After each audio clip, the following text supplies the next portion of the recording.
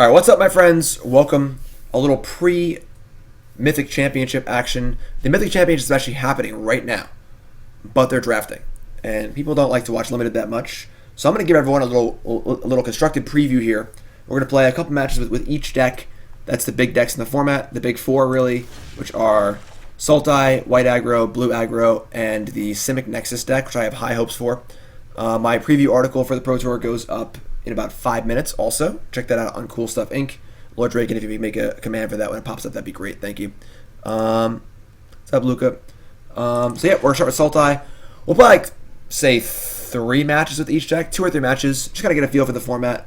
And let's go. It's also part of our There and Back Again series, trying to get me back to Mythic, because every season reset, you go back to Platinum, and we're almost there. We are traditional ranked. We are, I believe, we're Diamond Tier 1. So we're going to see if we can play these good decks and try and finish off the There and Back Again. Sunset, you subbed before, right? That name sounds familiar. Sunset, what's your name? Where are you from? If you're a new sub, welcome.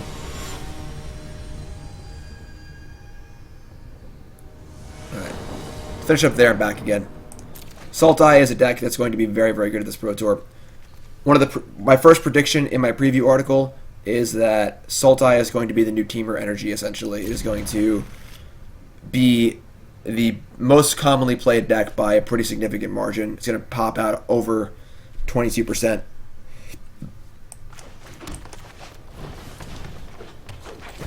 Sunset, awesome. What's up, Pajama? Hunted Witness. Can I get a witness? Nice draw, Jim. Oh. We're missing. We had a hole in our curve. That hole is now filled. So cast down. Yeah, we have 5 lands. This works.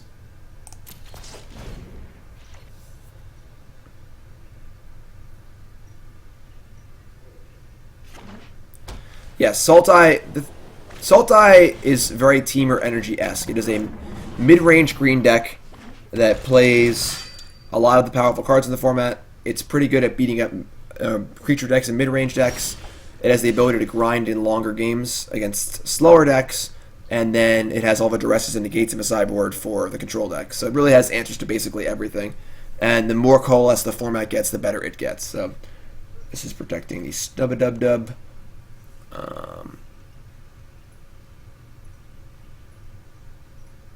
We're just playing tap land here and saying go. We're going to mop up with cast down, get Vivian in play, and finality at some point. So we're not really in any huge rush here. Yeah, Hydroid Crisis definitely gave the deck a pretty big shot. And the thing was that the mid-range decks, Golgari used to not be very good against control decks, sideboard withstanding, and Crisis gives it a lot of extra ammo in that matchup as well. So they know we have this. History's fine. Alright, so they have permanents. Yes, the Explore package is quite good against aggro decks. Looking to get under the mid-range deck. We gotta cast down on something here. 3, 6, 7, 8, 9. They could have City's Blessing next turn. If I target the Sentry, though, it gives them the option of saving it or not. This is a Knight, too. Yeah, I'll target the Bodyguard.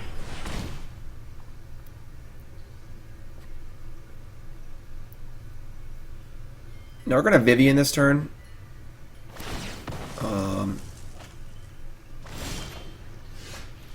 Do we want to just draw a card and go to 6? We have a blocker. It seems very unlikely they'll be able to tag the Vivian. If they go like that pump spell or I think it's still only 5, we block here. And we get the finality if we draw a land. Vivian will draw us a land too. Yeah, I like that. Alright, Vivian plus.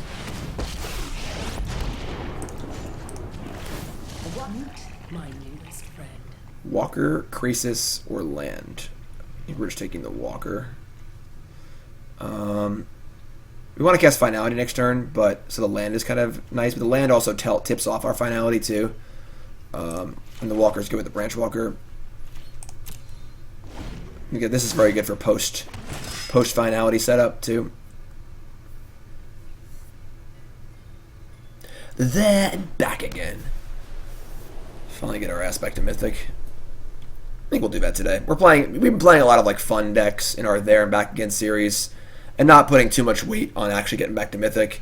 And today, today we'll be playing some of the best decks in the format. So we get to do our Pro Tour preview and get back to Mythic, hopefully. Yeah, a Mythic tail, which means we toil away in Diamond playing bad decks. Yes, that is very accurate. So today we're playing good decks. Adanto Vanguards. Yeah, it's going to be a disastrous, disastrous turn for them. All right, so we just trade up here. Here it is, folks. Hop on over to CoolStuffInc.com for my 5 Mythic Championship Ravnica predictions. That's right. Prediction time. Sultai mid-range will put up teamer energy numbers. That's the start of it. Angrath. There's more predictions here too. I usually do pretty good on these. So link is in chat. Check it out. All right. Predictions. All right. So plus here. Plus if this misses a land, we're in trouble. But like the odds are super low. We miss. The wilds are my shield. So not ideal, but all right. Just bombs away. They get a token. This is still on 4.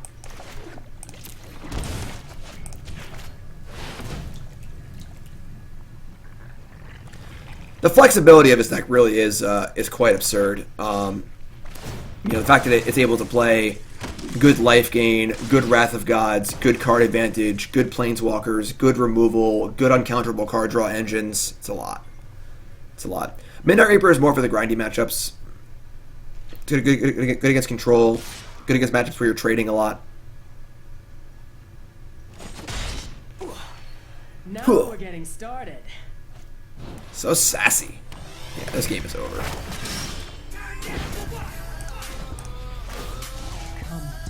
Wow. Wow.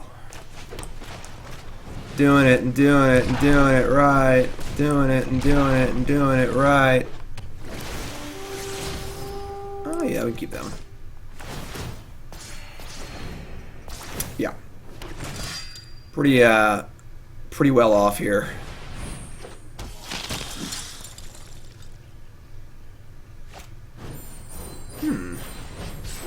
That already locks it on so good. What a magic card, you know? I think we're going to... Let's see. We can Jade Light? Oh, we can't Hostage Shaker. We gotta find a land. Alright, let's Jade Light and see if we get a land. We can Jade Light, Hostage Shaker, there locks it on, and then Convoke it. Let's see if Jade Light hits a land or not.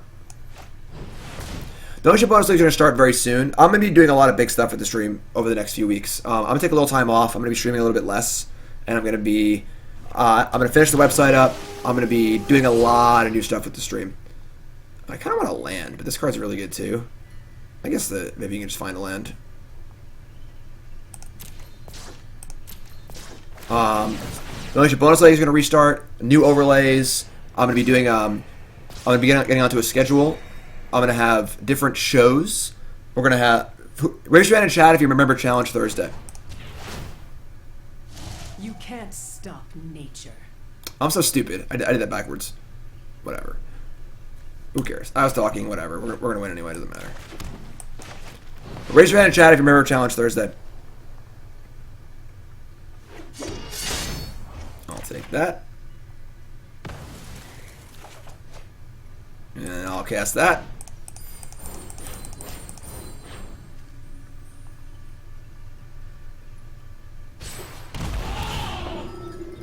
So good, I want to play it too. Now they need to use almost all their resources to attack Vivian. We just killed them.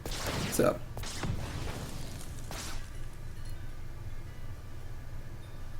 wasn't that bad? Was what bad? Yeah, I should have plus Vivian first. That was stupid. My thought process was that if I find a land, I can use Vivian to disenchant the history, but it just wasn't really necessary. All right, sure, they have a big attack here. It's fine. I guess Vigilance is kind of cool. So yes, Challenge Thursday was a show I used to do. on my stream. So attack that, attack me, attack. Alright, so this free block here. Jeremy, new sub, what's your name, where you from? Welcome, my friend. Challenge Thursday was a show I used to do on my stream. Every Thursday, I would be playing a challenge from that people gave me. And what does that mean? People would submit challenges for things like the binary challenge, only play 0 and 1 drops, or Villainous Wealth challenge, win games where your only win condition is your opponent's cards through Villainous Wealth, things like that. And everyone would vote on what challenge they wanted. It was a lot of fun. I'm going to bring that back with a new name. I'm thinking Mission Implausible for the name. We can just do some cool stuff like that. It's going to be a lot of fun. All right, so we're gonna smash here. And we have Contempt to break up double blocks. So yeah, so Challenge Thursday. We're doing some stuff like that. Mission Gym Possible. That's cute. But yeah, so a lot of cool stuff's gonna happen. It's long overdue that I get this stuff rolling. But I'm honestly, feeling the heat a little bit from all the MPL people streaming and stuff. Should take all of it. Gotta up my game, Alright, there at 1. I mean, it's pretty bold. We're at 27. Cool. A little sloppy, but good overall. Alright, so we gotta bring in Cast Down, Cry, Contempt, because one of the most important cards against us is a Johnny.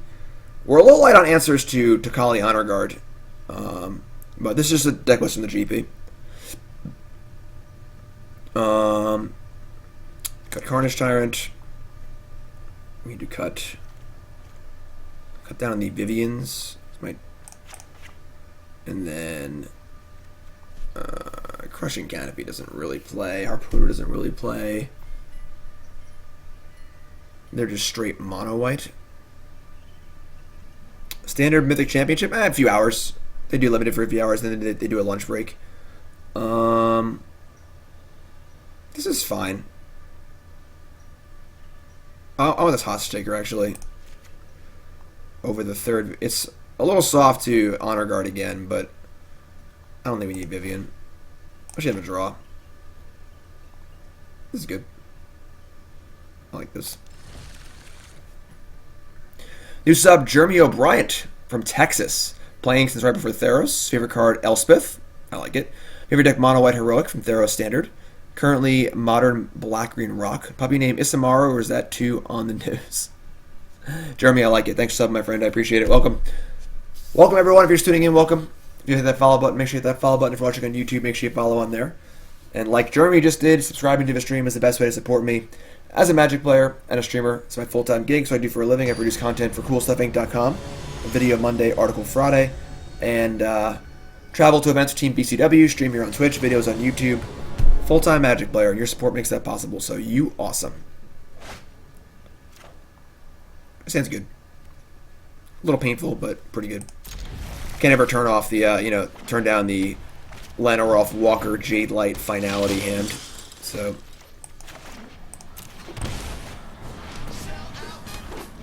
Thanks, Mangori. Appreciate it. If it's the best way to support you, I'd better keep going. A little tempting to block here, honestly. Blocking reduces their board size. And we'll have to shock to cast our Wild Growth and shock to cast our Jade Light. But realistically, we're not really curving up with this Lanoroth. The mana isn't that important because we're playing a 2-drop into a 3-drop. So double spelling is not really on the agenda. It may come into play with the Assassin's Trophy, but I think just trading off here is actually pretty good. We should have just a block. Wow. No 2-drop? That is insane.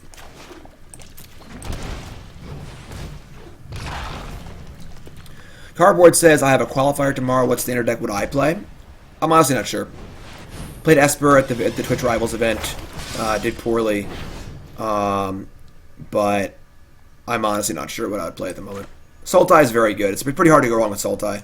It's also a Pro Tour happening literally in an hour or two. So you'll find out what decks are being played. So, find some lands, hopefully. We're going to bin that. We already have one. We just need lands. Cast down. Kind of just need lands. I'm going to bin that, too.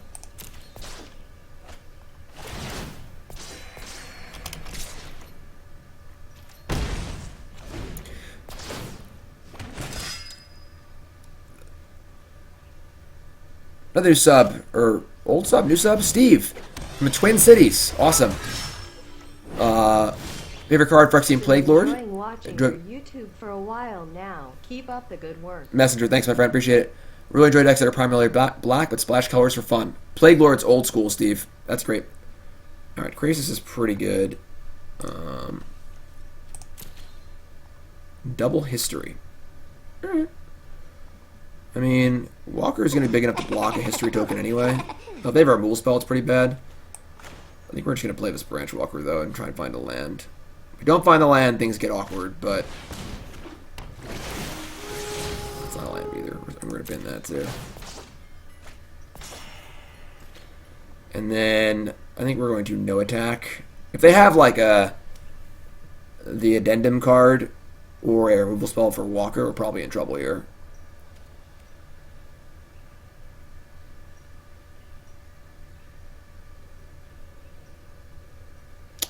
Kirk, I don't know what you're talking about.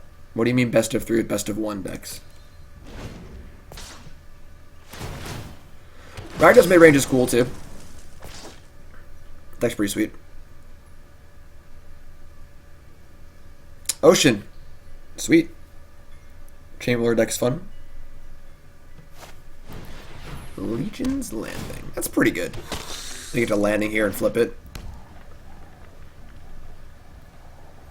Definitely prefer if it didn't have the an addendum spell here. That would be very bad for us. Alright, thank God. So we should make some major trades here. This is great, honestly. We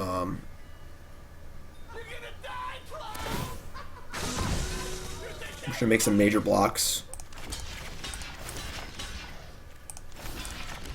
We're also fine, just if you don't draw a land, we can find back stuff. Like, finding back a Branch Walker and casting it seems fine on this board. They're not super wide at the moment, so the finality isn't really important. Alright, that was great for us. So now we get to, let's get back to 2 Explore creatures and start casting them.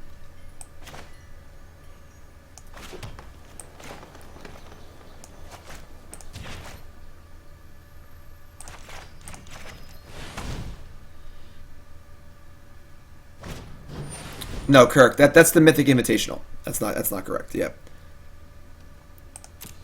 This is just a Pro Tour. This is just a Pro Tour with a different name.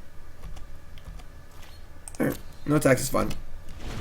Could Assassin's Trophy the Adanto. We'll see what they do. They still have a bunch of cards in hand, so. Hi, Super Nintendo Chalmers. Yeah, Kirk, that's for the Mythic Invitational. This is just a usual standard old Pro Tour. Nothing too fancy. Jeremy asks, are any of these standard cards from this deck viable in Modern? I mean, Assassin's Trophy is viable. Otherwise, probably not really. There's just better options in Modern. Hydra Krasis is probably too slow. I think Growth Spiral is a playable card in Modern for sure, but... Let's add a Negate. Negate's not really that great against us. When I was playing the Azorius deck, I would not board a Negate. Alright, so this is pretty annoying. They get to Tribunal here. We can kill it and get it back, but it'll only be a 1/3. I'm actually a little more inclined to kill like the History or the Adanto. We're honestly not in great shape here. We've just missed a lot of land drops. Our Contempt is not really great.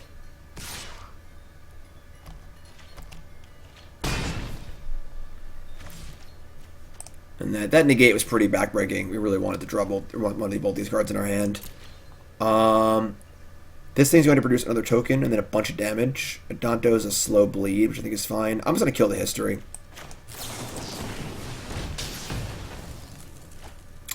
Oh, duh. Yeah, I'm stupid. I'm always thinking of the old Oblivion Ring ruling. If I had killed this in response to a trigger, the thing would still be in play. You're correct. Is that better than what I did? Maybe. Probably better, yeah. Alright, no land again. Um, I guess I just cast Crisis for 1 here, or 2.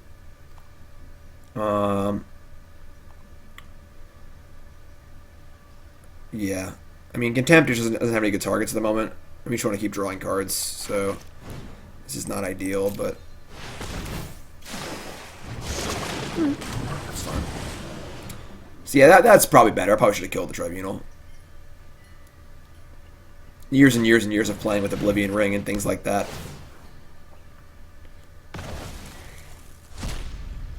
Grind it into your head.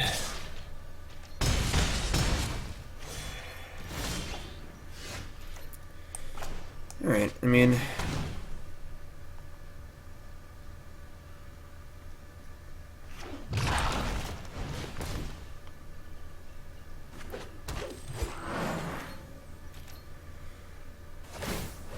I get to make some tokens, but as long as we're not super low, the tokens aren't that threatening, because like we go wide pretty good too. Ugh, that's pretty bad. Our kinship ensures our Maybe we have the Contempts for it, so they could have a negate in their hand as their last card. That would kind of suck, but deliver us to victory.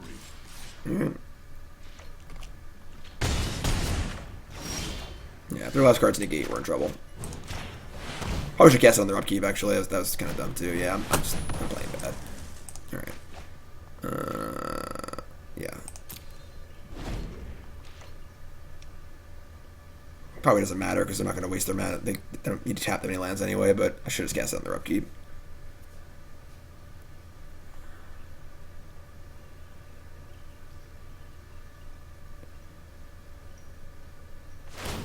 There's more work to do. Interesting. I feel like pushing more damage is... I don't know.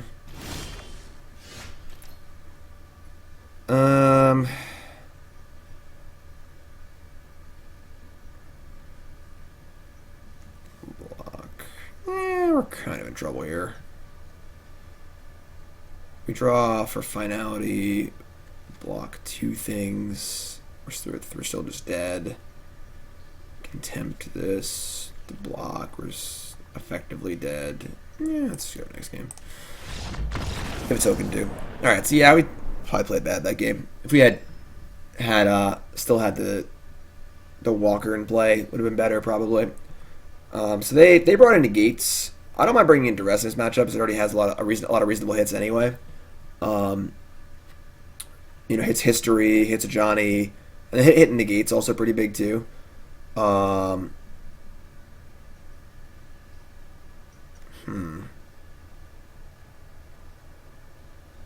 not sure what I want to cut though.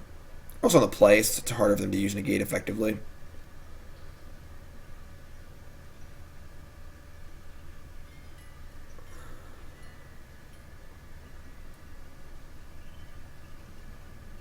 Could take out like Contempt and Cry of the Carnarium, because they're both just like pretty negatable and not really necessary anyway. To bring in like 2 negates, especially on the play, I think that Cry is not as necessary. Yeah, it's too bad. I kind of like that. We should put in the the good Duresses. Cut the elves now. You're more than capable of getting out ahead of them, especially on the play. And like occasionally your elf just blocks a 2/1, like it did that game. You know, we kind of got a little mana screwed that game, so like I guess blocking looks stupid in retrospect, but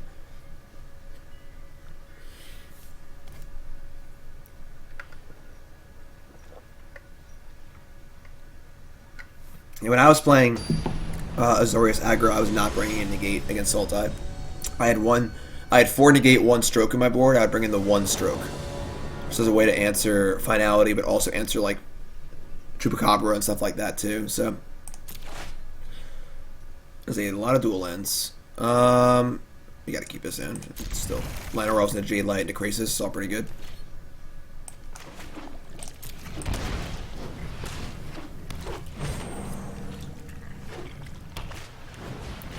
Except for we're setting out the mana dorks in a mid-range deck. I mean, you side them out against like Chain Whirler decks maybe, or against like control decks. You just want more actual threats, but this is not a matchup where you want to do that. That's super awkward. The 3rd Watery Grave and a Wild Growth Walker that has no friends currently. I guess next turn we would have Walker plus Cast Down. We have to shock to do that, though. I don't want to have to cast Krasis. I want to be able to do things other than Krasis. I think I like putting this on top. It is not ideal, but I just don't want to have, like, draw land next turn and like be Krasis on 2. Yeah, it blocks fine. That's fantastic for us. They just have no play. We're not going to shock. We could shock land and leave a cast down, but I just don't think that's a reasonable thing to do. They're most likely play next turn as history, and I'm not going to be cast downing a history token at the moment, so.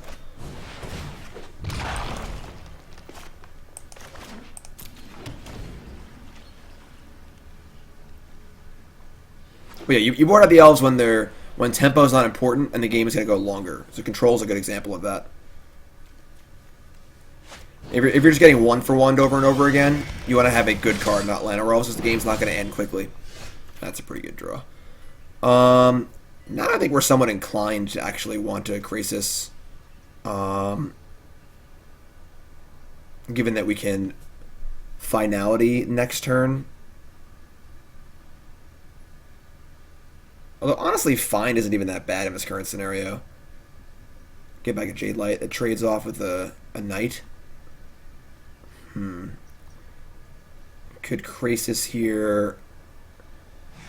Gotta be aware of their negates, obviously. So, like, trying to 6-mana Finality might not be a reasonable thing to do. We just wait 1 turn on. Yeah, let's be a little more patient. We'll just chill. Just leave up Cast Down. Make some blocks if we have to.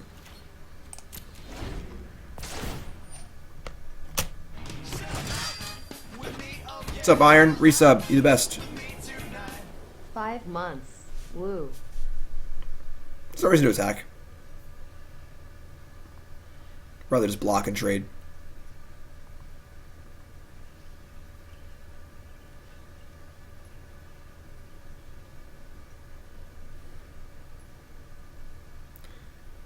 It also looks a little bit like Contempt. Might scare them off playing a Johnny. Which is good, as a Johnny is pretty good.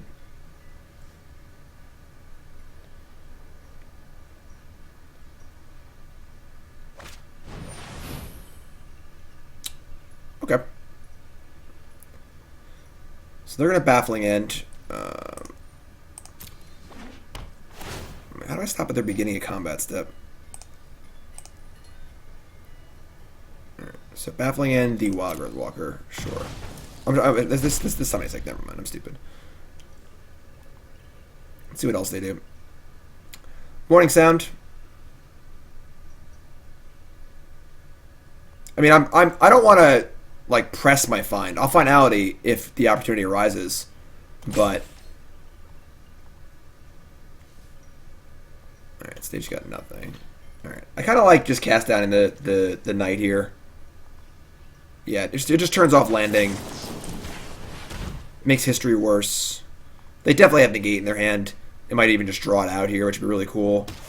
Next turn we're casting a huge Krasis. I think we're in pretty good shape here. Chupacabra is kind of cute, actually. I actually like that a lot. That plays really well. Chupacabra, attack with my Jade Light Ranger. They have no creatures in play for landing. They have no knights in play for this. You can't negate it. I actually love it.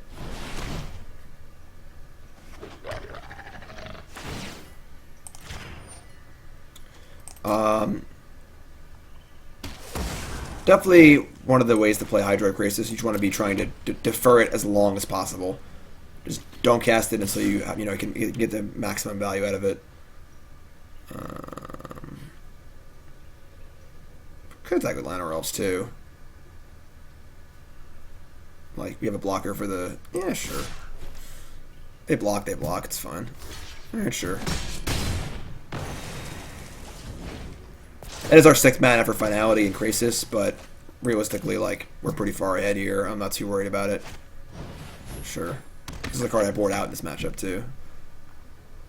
Doesn't really do anything on the ground. Kind of weird. Curious with what they boarded out. Yes. Yes. Alright, so now... Okay, so they still have negate available. You just want to draw a land for Krasis. That's fine too. That actually plays really well. So we're pretty sure the last card's negate, and especially given that they played always 1-drops, they were holding those back. So last card's definitely negate. And then the reason why negate is bad in this matchup is because look at our hand. We have Krasis and Hostage Taker, which are both really, really good here. And negate doesn't do anything. That's why Stroke was fine. I used to like Stroke. I didn't like negate though. I think I like the Aspirin here. It's the only card that can actually attack profitably. We get to cast it. Hostage Taker's great. I think I was gonna slam.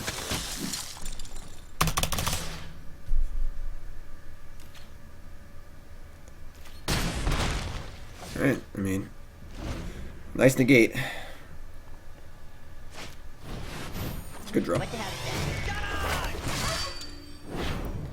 But now we're also like on the offensive here. Like they're at 10, and we have the ability to attack them profitably. I think we're trying to slam with everything here, and probably play. I can't cast Krasis and Lanarolf. I just cast a 3/3 Krasis, honestly. Just keep the pressure on. Slam. Hostage Taker does survive finality, which is cool. They want a Hunted Witness to block their Sky Marcher Aspirant. That's fine by me.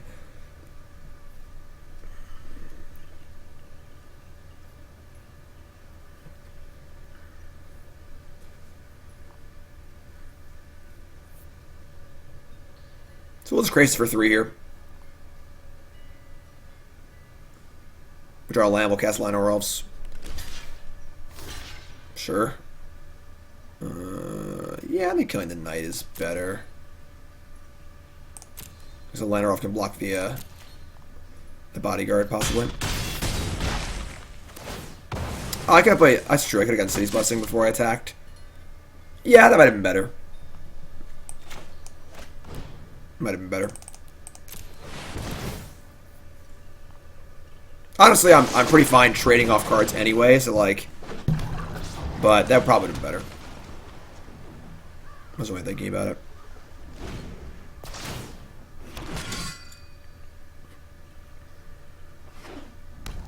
Oh. They still have this negate in their hand, most likely.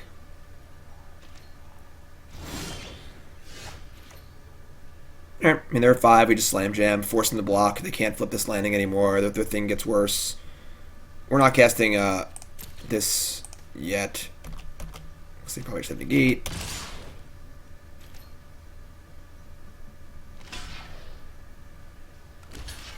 All fine.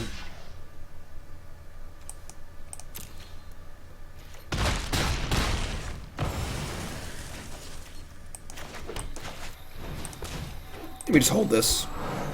Like, pretty sure our last card is negate. I guess if they cast like I guess basically any card they would cast wouldn't tap them out anyway. Maybe Venerated locks it on. This is no reason to play this yet. I'm just pretty sure the last card's negate. And like resolving a find here would be insane. There's dead on board anyway, so like they have to. The impetus is on them to do some pretty serious work. This is fine.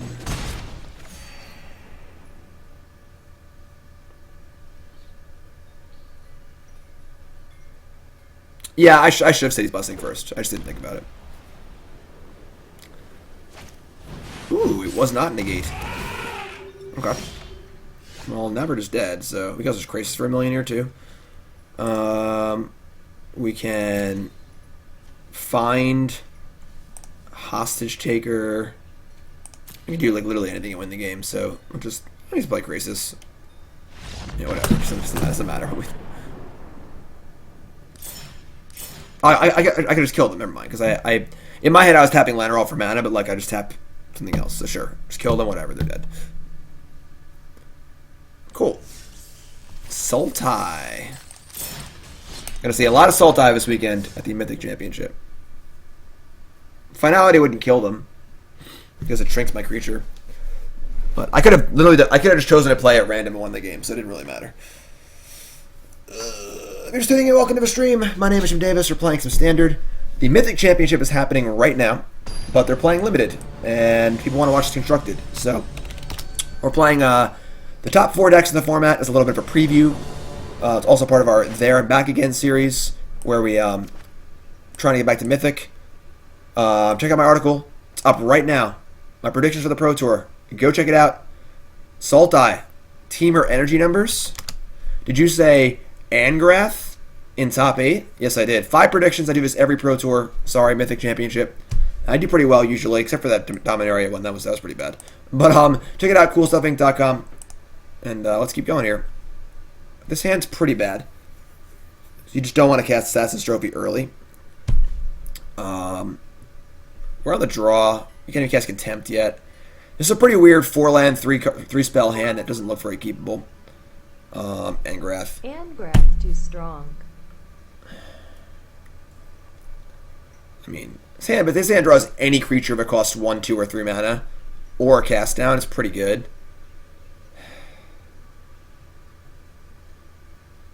Just keep it.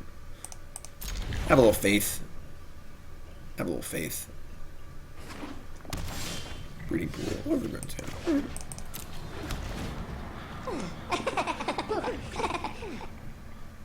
Thanks for following, everyone. If they are the Simic Nexus deck, our hand is very, very bad for that.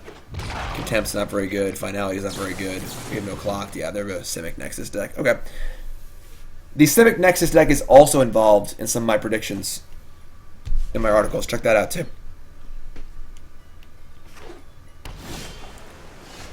Awkward.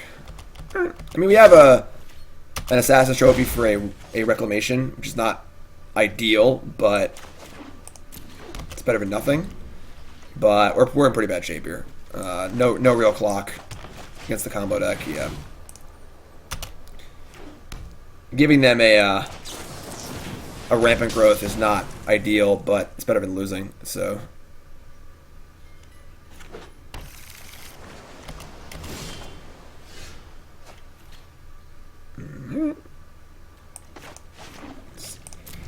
It's not great. It's definitely not great. Could have maybe Cemetery there to contempt a 4/4 Krasis if they play that, but they don't play many creatures. It's not really part of their primary plan.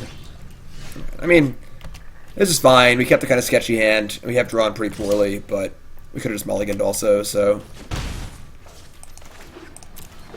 Definitely not a matchup where we can afford to have no clock. That's for sure.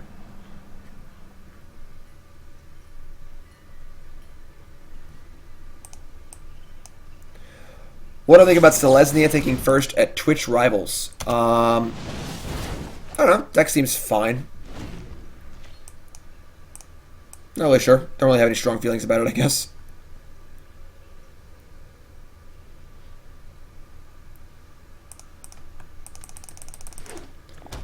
Yeah. Jade Light Ranger. It's close.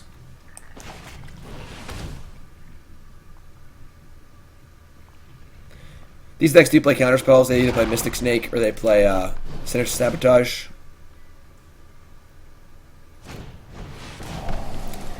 It's fine. We only have 1 creature in the graveyard, but Finality doesn't do anything anyway. We might just be casting a Raise Dead here. Yeah,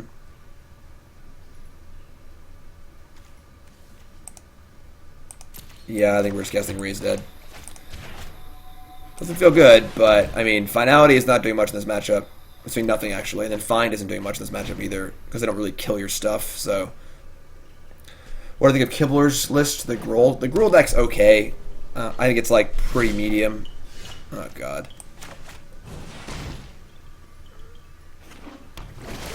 I mean, they still haven't done much, which is good for us. So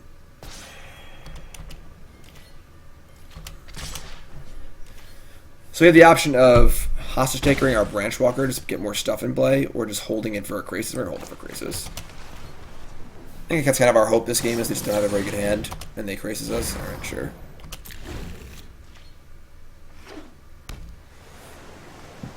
Alright, you have 2 turns in a row. What are you going to do?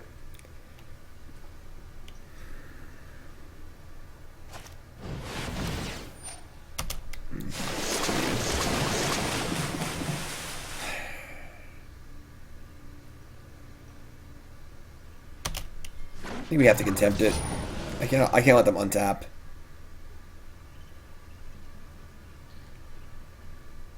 Yeah. I'm just gonna contempt it. It obviously sucks the hostage taker, but they have another turn coming here. If they draw a time walk or a counter spell, they can just chain it together and kill us, so.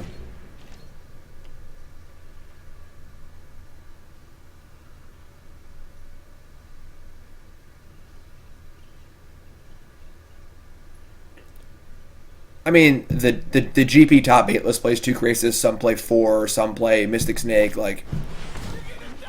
Alright, Search for Escanta is the card we can't beat, so yeah, we're just dead. I'm not gonna waste my time here. Beating an active Search for Escanta is pretty difficult. They have 18 life. I mean, our hand in that game was terrible. We kept a pretty suspect hand and just drew pretty badly. And you can't not pressure the Simic deck, or you're just gonna lose pretty badly. All right, crank out all the stuff. Let's look at their. We're actually playing this deck later. I can't look at the. You can't look at other decks when you're playing in a match. We're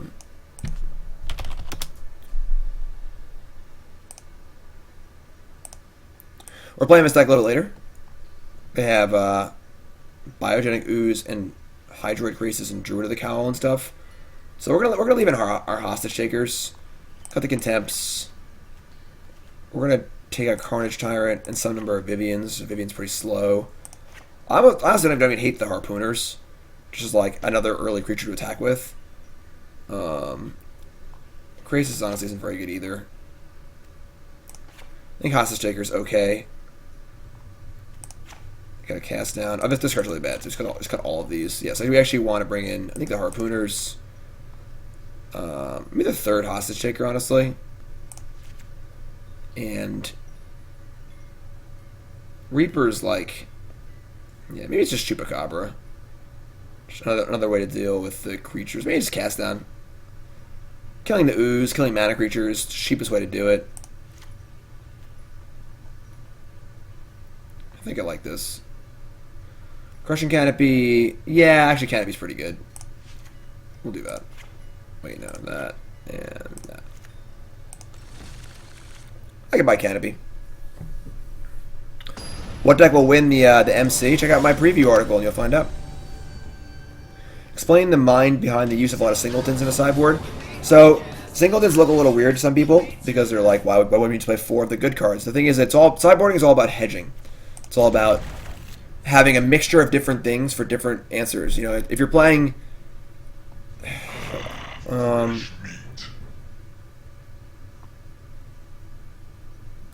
yeah, we could wait till turn 2 to duress. If you draw a 2-drop, we're going to feel really dumb. We'll just do it. So you want to have a little bit of this, a little bit of that. Some cards are good in some matchups and not in others. And you can kind of mix and match. And also there's diminishing returns on cards often. For example, a card like Midnight Reaper, you don't need to draw a bunch of them. You just need to draw one. So, double Reclamation, opt Growth Spiral.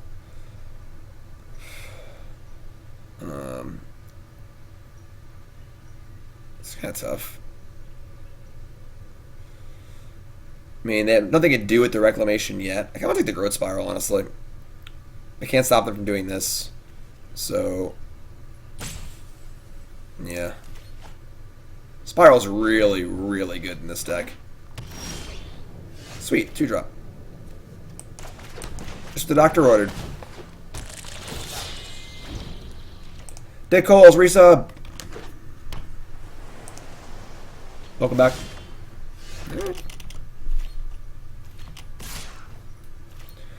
Way sideboard against mono blue. This card. Crawl Harpooner is the best card against mono blue by a lot.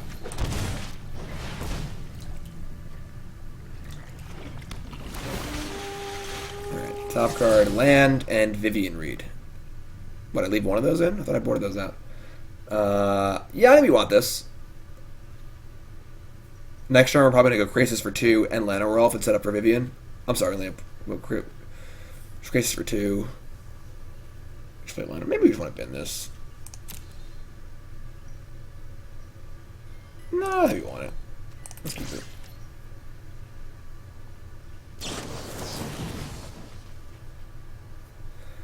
Problem is, like, it answers Reclamation, kind of. They get to untap, so they draw cards. We only have... It doesn't answer bold Reclamations, and they can like, counter it, possibly, stuff like that. Drawing, like, a Duress or a Negate would be better, but... I discussed the new Mulligan rule earlier. I think it's interesting. It does seem sketchy in older formats, but... So... Let me just slam Krasis here. I'd rather just draw a card, add another power to the board.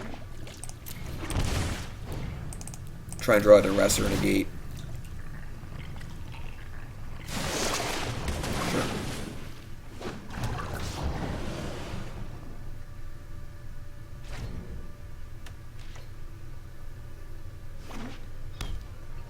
Alright. You're on.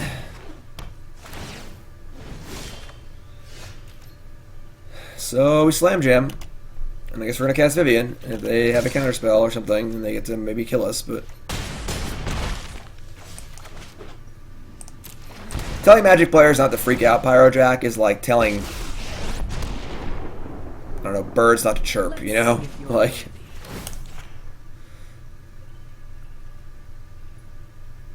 Magic players love freaking out.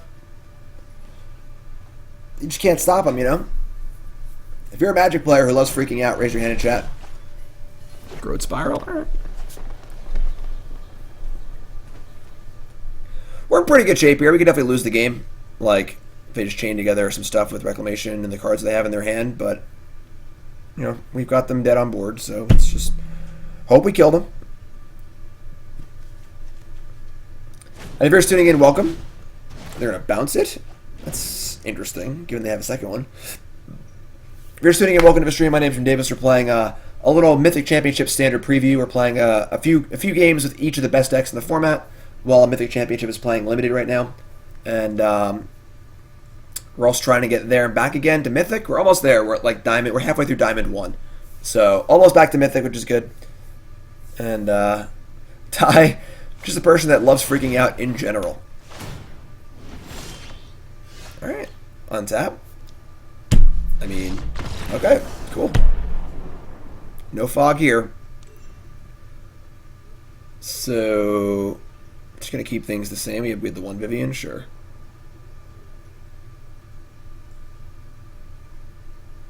Yeah, I'm fine with this. Maybe we could have cast down. We didn't see any creatures. Yeah, let's chill a little bit. Let's bring a second Vivian, actually. Maybe the Disenchant is pretty good.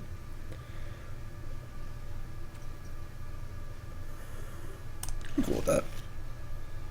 Maybe we could have cut another Krasis too. Krasis is pretty bad in this matchup. It's just kind of like slow. We're not really grinding, and then like on the later turns, we're gonna need to leave up Negate or Crushing Canopy if we can, and like it doesn't allow us to do that. So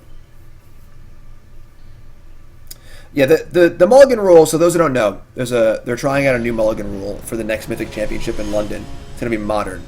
The new Mulligan rule is essentially you mulligan to 7 every time, but you put X cards back into your deck, or X is the number of cards, number of times you've mulliganed.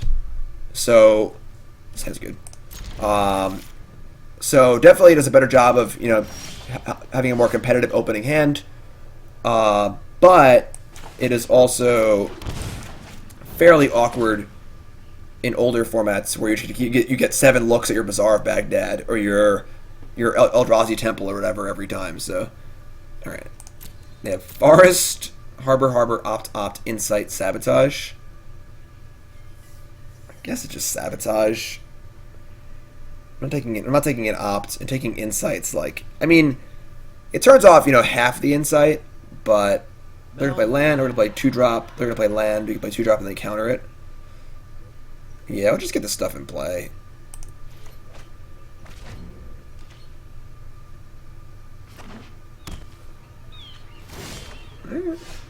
Do we Harpooner or Branchwalker? Harpooner's a guaranteed 3-power creature. I think I like that. They go on the bottom. Yeah. Just like a deck like Tron already mulligans so well. Like, Tron wins on 5 cards all the freaking time. And like, now that 5-card hand's just much better because they get to like look at more. Oh, it's so good. What a good draw. You know, so like, and then like Eldrazi Temple decks, they only want to find Eldrazi Temple. So like, it makes it much easier to find one of a certain card if you're looking for it, because you get so many more looks at it. And the extreme example is like Vintage Dredge, where you're looking at you know, looking for Bazaar Baghdad. You should get 7 looks at it, then 7 looks at it, then 7 looks at it, then 7 looks at it, and so on and so forth. You'll find it eventually, you know?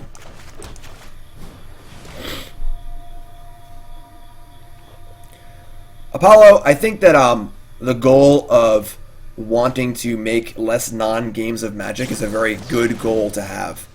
The question is, does this do a good job of that? You know, if this makes the linear decks better in Modern, it also means the linear decks have more shots at finding their Rest in Peace or their Blood Moon. But then you're just playing a game where who can find their hate card or their busted combo, and that's not very fun. So those are more the Rest in Peace games versus Dredge, or the Dredge games where they have no hate, are more of non-games than other games, you know? So alright, so we're slamming here. We have a reasonable clock. It's not a great clock, it's a reasonable clock. Maybe I should have bottomed this. I don't know. Or binned it. I think it's inside here. We have a 2-turn clock. We have a disenchant next turn. They play a creature, we can steal it. This all seems fun. Right. The rule seems fine for Standard, great for Limited, stuff like that. But the fear is certainly other older formats. I mean, I guess they gotta kill us or do something.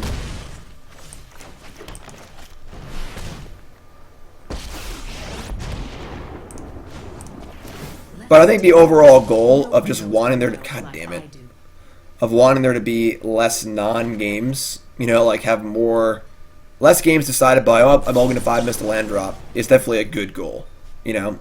People are saying it's like, well, try and make it like Hearthstone, blah, blah, blah, blah. That's good. That's a good thing. Like,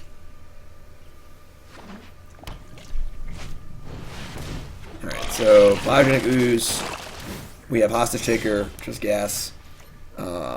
They go to 2. Balance comes. Sure. I like that. I'll take that. And attack skis. Sod! Thanks, my friend. Love your content, Jim. I appreciate that, Sod. Thanks. You great.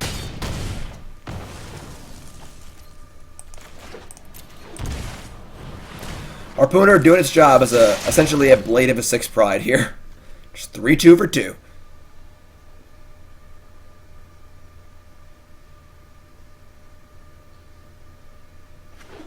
Yes.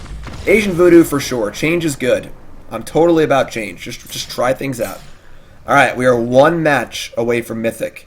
Can we get some hype here? If we win this next match, we're in Mythic again. If I take 1 more step, I'll be further from home than I ever been. Oh, Sam. Let's go. 3rd match at Sultai, then we're changing decks, so Sultai's really good. If I take 1 more step.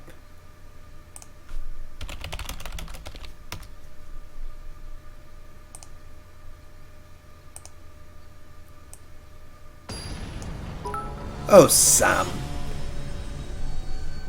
Jim is going to lose. Capital L-O-S-E. That stands pretty good. I don't know. We'll see. We shall see, I suppose. How often does Magic make new Mulligan rules? Pretty infrequently. I think the rules changed like 2 times in the history of Magic, which is a pretty long time, so. Is it Guildgate? Well, this is not a great matchup, but Walkers are good here, actually. Oh, never mind. They're playing something else.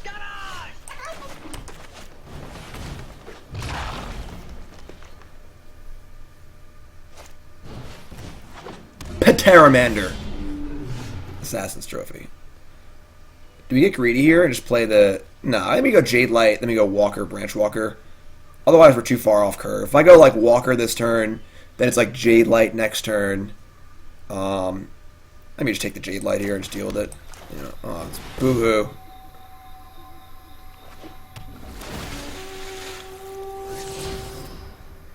Bin that. I already have one. Sure.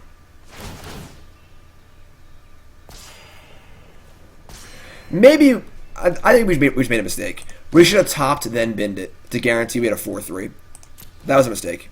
Because they had so many 4 toughness creatures, that was definitely a mistake. We should have topped, then bottomed. I think people don't realize you can do with your Jade Light. They see a card they don't want, so they bin it. At times, it's often correct to just top it, to guarantee you have a 4-3, then bin it. So you get to see one less card, but you guarantee your Jade Light's a 4-3, which is pretty important, so... Alright, well, they're missing land drops, they're just super dead, doesn't matter. Yeah, sure.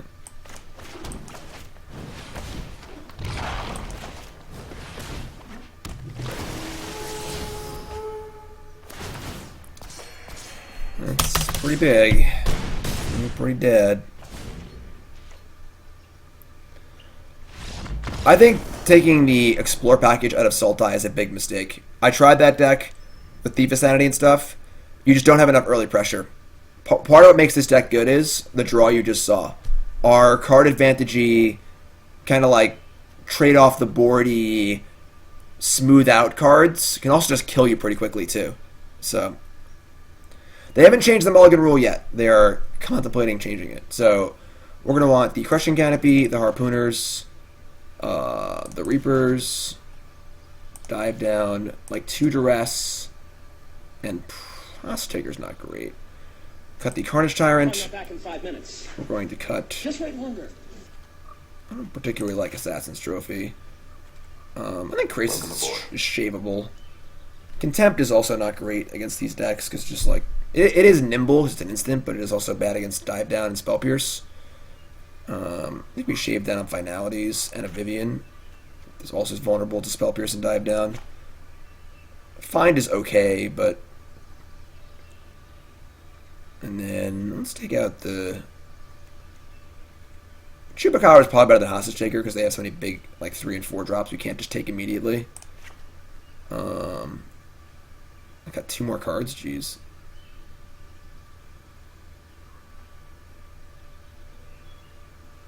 Let's cut both Fines. Yeah, they have lava. Yeah, let's cut the Fines. They have Lava Coils too, so Finality's never getting cast, and then the Find part is like it's okay, but it's slow. This is more of an on-the-board matchup than a card advantage matchup.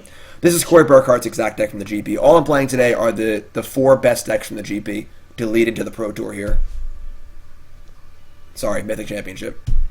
I just get a counter going for each time I say Pro Tour wrong. Up, I did it again.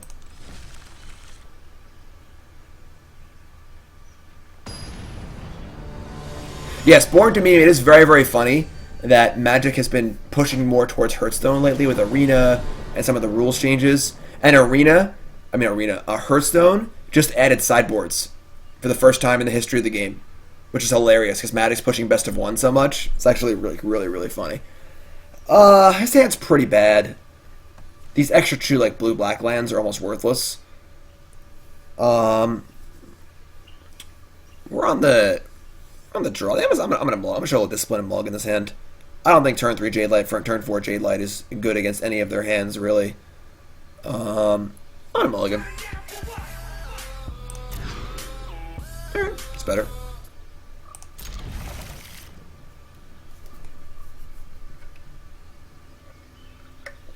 I like that.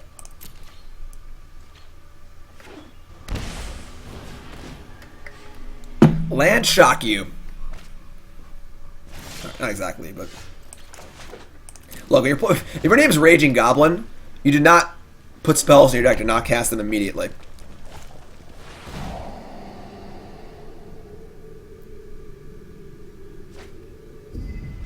Now, for sure, Hearthstone being the kick in the ass that is the idea of it. Hearthstone is the kick in the ass that Magic needed is a really good idea. Competition breeds better things, and I'm elegant, right? Sure. Competition is what makes things work. Why try if there's no competition, you know? Alright. I think I like Jade Light here. Yeah.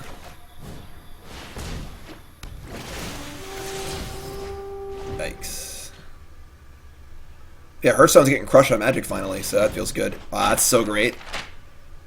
If they went like land Drake that turn, I felt awful. But them missing a land drop and playing a treasure map is basically ideal. Yes. Competition forces innovation. If you don't innovate, you die. Couldn't agree more. What's up, Pug? Forgot Hearthstone even existed. Oh, we're going to bin this. We already have one. I want interactive spells.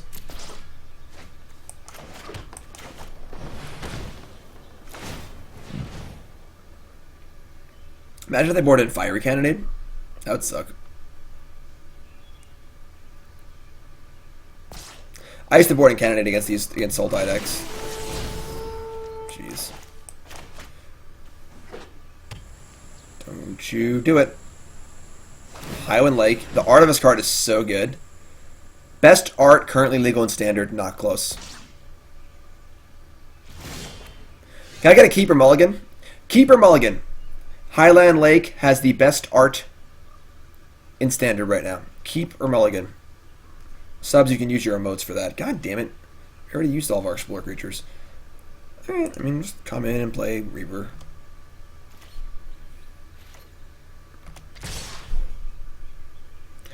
I think that time I wanted to just look at more cards. I don't think the top bottom thing making it 4 power was as important. But didn't I had two lands at this? What are you talking about? That this was for the second Branch Walker? Yeah, I just wanted to see more cards. I don't think a 3/2 is that much better than a 2/1 in this current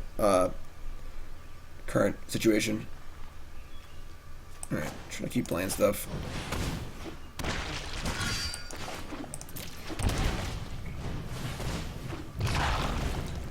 Like a 4/3 is much better than a 3/2 in this matchup because it attacks through their creatures and doesn't die to shock. A 3/2 over a 2/1, it's just like doesn't really matter that much. Alright, so they probably have dive down. I kind of want to just slam. Well, I guess they blocked the Reaper and it kind of sucks. I want to maybe I'll slam it. Nah, I guess the Walker's good too. Maybe just slam a Crisis here and say go.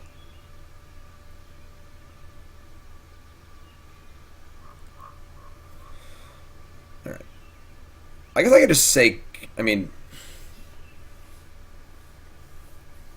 it's interesting. So obviously repping dive down. So, but if I say go, will they treasure map? Probably not. I was doing their upkeep. Yeah, so if I slam with everything they block the Reaper, I draw a card and they take 5 and go to 7. I think I should cast Graces here. It's only a 4/4 though, and casting a 5/5 Graces is actually much better. This is a pretty interesting spot. I'm just gonna slam.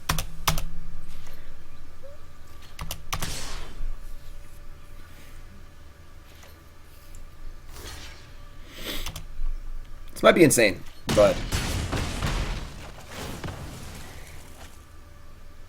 draw Duress. Okay, that's actually gas.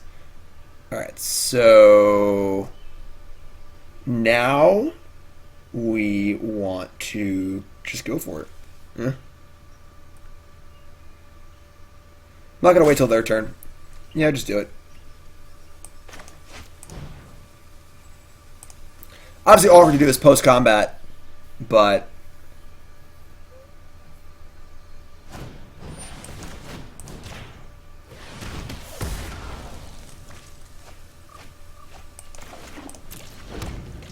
we have 5/5 Krasis next turn. Got to be a little scared of the card Entrancing Melody, which is, you know, definitely a card that will punish us making it 5/5, but Canopy does not have Convoke, no. Alright, so they have the money, but they are almost dead on board.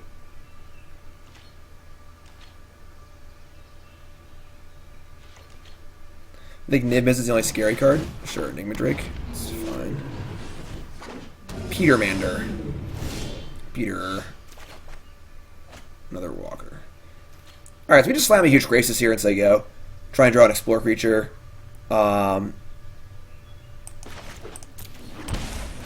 It's going to be bigger than Lava Coil, which is important.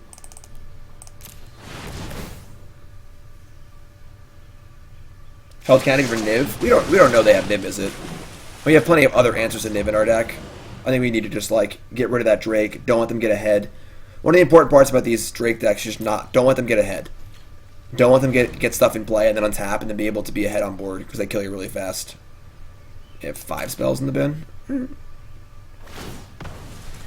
Vivian is pretty good with them so low on resources. Big thing here is that if we draw an Explore creature, we just have a bunch of life gain and threats on the ground. We can just race them. The fear of Drakes is they just kill you in 2 swings. Like, they like kind of get the board, get a little ahead, and they kill you in 2 swings and dive down your one thing, you know?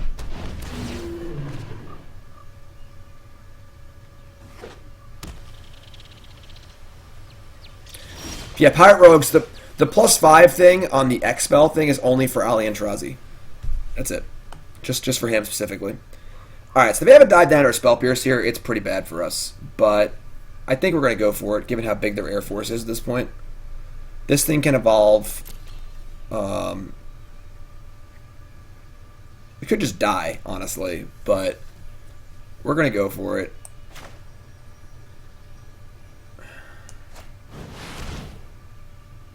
Could have negate also. What's up, Justin? Ooped. That's a good sign.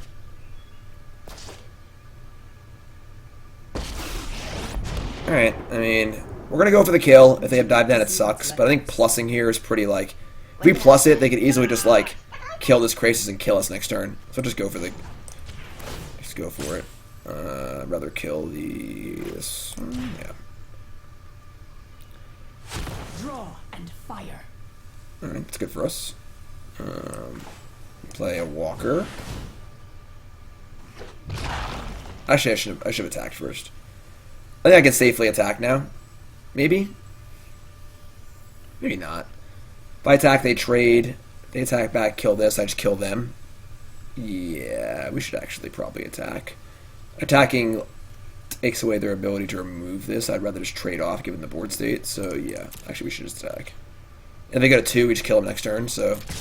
Not all,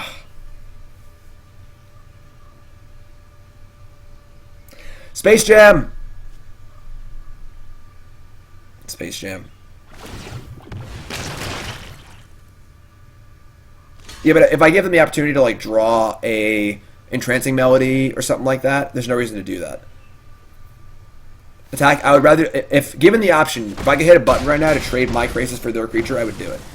So, we Space Jam by accident, it's fine.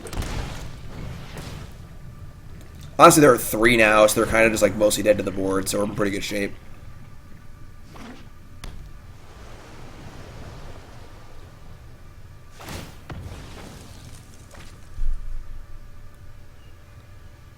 Yes, I Space Jammed. That's when I hit the space bar too fast. I attack with everything by accident.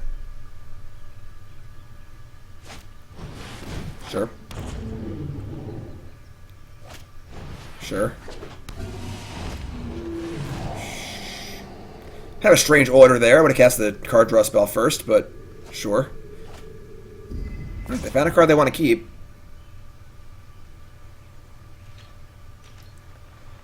If they attack, they are dead on board. So now that they're attacking, you're gonna be scared of like a shock or something.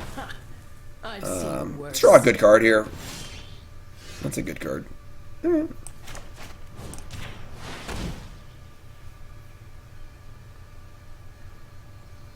Can't be dive down and shock, so.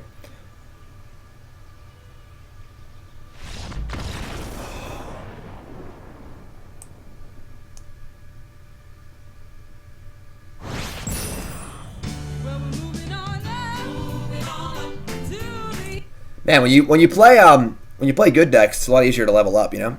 Alright, cool. So we're back to Mythic. There and back again has been completed. We're going to keep playing, though. Alright, definitely have 4 of these, but sure. And we got some money, too. A little hype for getting back to Mythic, which is nice. I'm Mythic 96%. That's not very good. Alright, so we played Sultai for 3 matches. Now we're going to play some other decks. We're going to play the... we'll play... We got White Aggro, Blue Aggro, and Esper. And then the Simic... What's Nexus deck? We're going to play the Nexus deck. This deck top 8 of a GP. This deck scares me a bit. I haven't actually played it before. This is the Nexus deck that scares me out of all the Nexus decks. And you can check out my article on coolstuffinc.com. I tell you why. You board out Walker in control matchups, matchups where the life doesn't matter. Alright, let's go. Hey yo, it's Jim Davism TG. I'm going to Little Rock tomorrow for a team trios. Can't decide what deck to play. I'm on the fence between mono, white, splash, black, or that. Mardu Aristocrats deck you played when Allegiance first came out. I love the Mardu, but worried it's less consistent. What do you think? Cheer 100. Cheer 100. Thanks, Justin. Oh my god. It's a standard tournament, standard trios. What are you splashing black for in your white aggro deck? Jesus. I'm only getting 5, so there's always that. Keep. Let's draw blue source.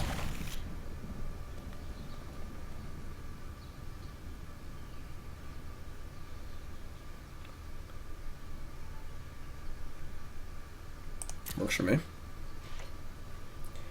Works for me. Alright, 5-card hand from our opponent here. Breeding Pool. I'm going to play the Harbor. We draw a tap land, and we want to play tap land and play something. There's no reason not to play this. Hinterland Harbor, Ranch Walker, Hostage Taker. Hinterland Harbor is not usually played in the Sultai decks. It means they might be playing Thief of Sanity. Oh, we draw a tap land.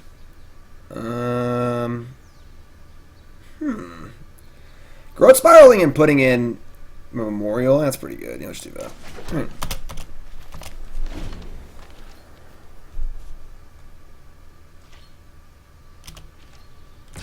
Yeah, top 8 Mythic is probably not happening. Let's be real. I just don't play that much, and I'm usually streaming and kind of like messing around and not actually focusing on playing. Even if I sat down and focused on playing like 9 hours a day every day as hard as I could, it would still be exceedingly difficult. So like, I'm not gonna worry too much about it. Oh, no sympathy for Nexus? Oh, I get it. I understand that I'm playing the bad guy right now.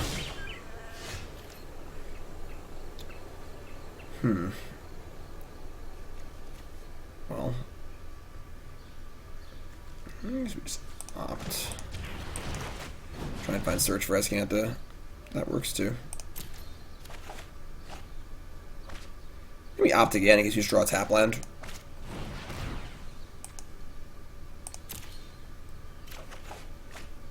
Plays. I think that the 4 Memorial to Genius in this I deck. took out Healer's Hawk for the 1/2 Hawk for Whirler in the meta and sideboard. Black Hand Disruption, 2 Kite Sails, 2 Duress, 2 Seraph of the Scales. I'm also thinking about bumping up a Johnny to 3 in the board. Justin, I honestly probably just play mono white.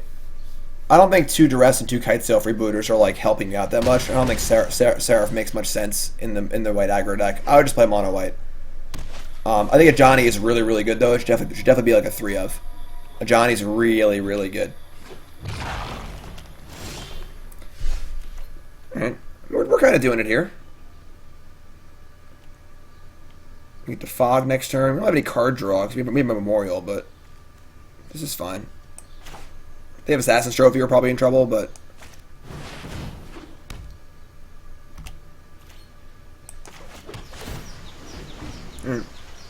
don't seem to have it. But yeah, Justin, I would probably just play straight mono white.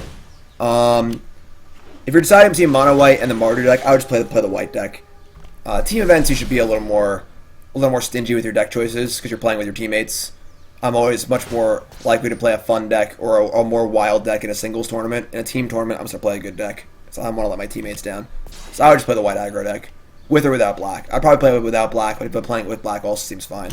The difference is not that much, honestly. 3, 4, 5, 6, 7. They have 10 next turn. Yeah, it's fun.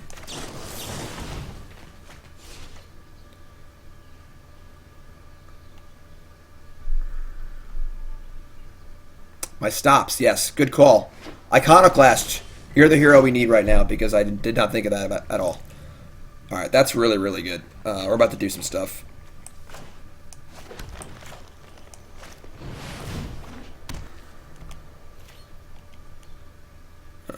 So stop set. This deck seems a little annoying to play online. Resolve.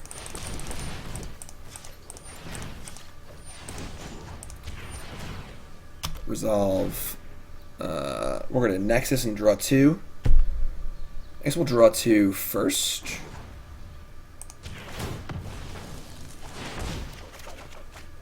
Sure. Nexus.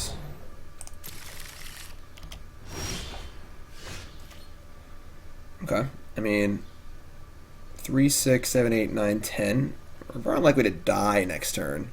It's kind of weird. They have a incubation on top of their deck. I suppose, no, Jade Light still doesn't kill us. So. Oh, Nexus first, then draw 2? Yeah, that makes sense. Okay, sure. I'm going to be sloppy in my sequencing with this deck, because I never actually played it before, but I think we're fine either way. Yeah, let's play one of these.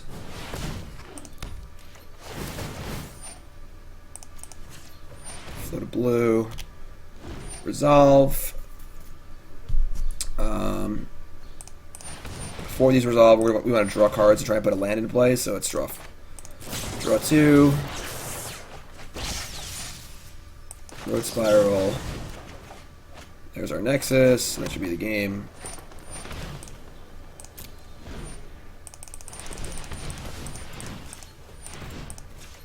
Float a bunch. That's 7 resolve. Nexus. Insight. My buddy won that third at the last SCG Open. He's the one that says black. He just got bombed out to control decks. Do you have any good ideas to deal with control for that deck if it's just white? I agree the deck is more consistent. Also, do you agree with Juan that cutting the blue detention wizard is a good idea? Yeah, Deputy sucks. If you're splashing blue, you just want 4 negates in the sideboard. That's basically it. You splash black for 4 duress, that's fine too, but negates a better tempo play, which is what you want. So, I would splash blue or just play straight mono white. Look at the deck from the GP. We're playing it a little bit later on. They have the indestructible thing for Wraths, and honestly, like, you can kind of just beat control with the Johnny and stuff too. So, alright. The 4th Reclamation, but we're a little out of card draw effects. Now I think we're going to just probably crease this. Draw 2, and then we have Blink and Root Snare and stuff, and just go from there.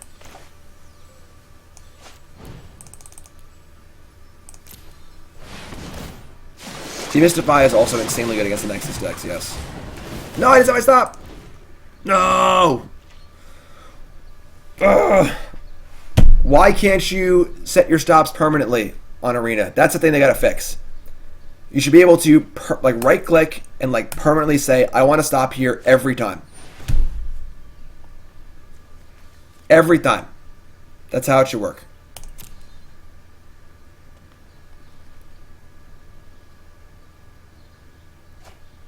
We shouldn't need a command in my stream to remind me to set my stop every time. All right. I think we just bounce our Krasis here. Make them steal one of their own creatures. Draw a card. Get to opt. Get to Growth Spiral, or do one or the other. I guess. Yeah, I want to do this.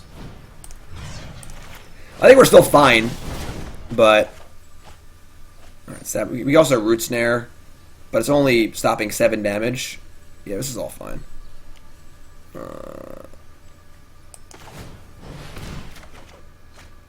Alright, Search for Rescue is the card we really wanted, so we're in fine shape here.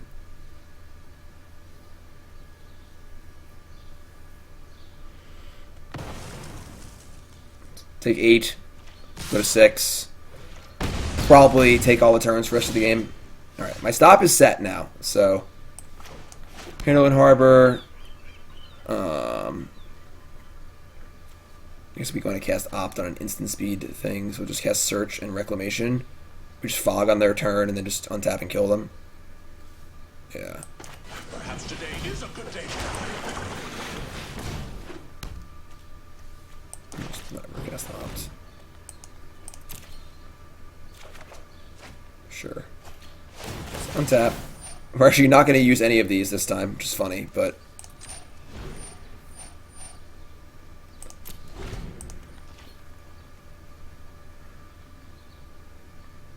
Even have a sabotage.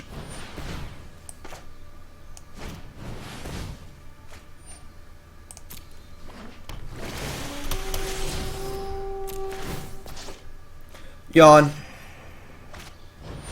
Diva Sanity, sure. They just cast it just a scry. It doesn't matter. We're not ever letting them have a turn ever again, so. Physically from this point seems almost impossible. So let's draw 2, make some land drops. Cool. Search for Escantha.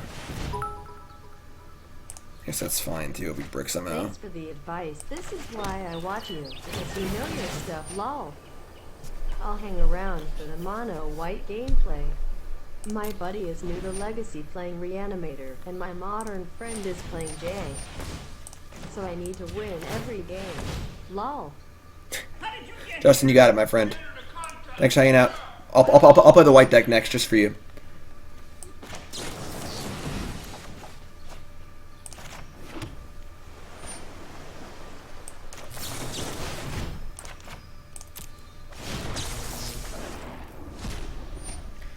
Alright, shot number 1. We have our Nexus of Fate here. Yeah, this is just over.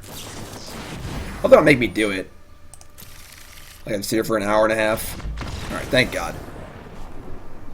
That seems miserable. If your opponent just decides to, like, make you do it, you should just sit there and just do it over and over and over forever. Alright, so they're playing, like, Diva Sanity and stuff. I suppose this is where things get more difficult. We should actually have to sideboard. This deck is pretty gross. Not gonna lie. This is the Nexus deck that actually scares me. Alright, so we're gonna want... What? What do we want? I don't even know what we want. Again, I've never played this deck before, so... The Archer seems good against the Thief of Sanity. We do need to answer that card, obviously, or we're gonna just die to it. Kind of like a Perception. Kind of like a Blink. Kind of like a Sabotage. And kind of Root Snare. I have no idea what to board. I could not tell you how to board with this deck at all.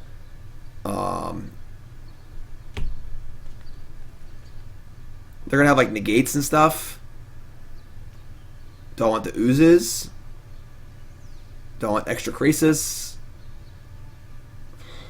Blink of an Eye seems kind of bad.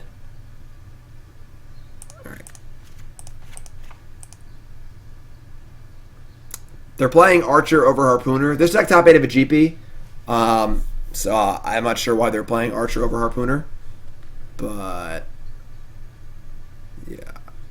Let's try this. These I don't know. This is a sideboard plan where like the person who built this deck clearly knows exactly what they want to do in every matchup, but I don't know that information, so I don't really know. Like they have mana creatures in for sideboard. When the hell do those come in? I'm sure sometimes you just board out all of your Nexuses and just board in all your mana creatures and play like a creature game. Like I honestly have no idea. So we're winging it here, you know.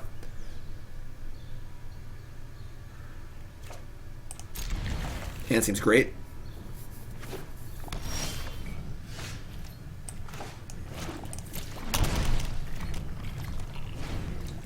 Yes, ton of cards for mono blue because the matchup is terrible. Like they're planning as mono blue might literally be just to like bring in the archers and the mana elves, just board out all of your combo stuff.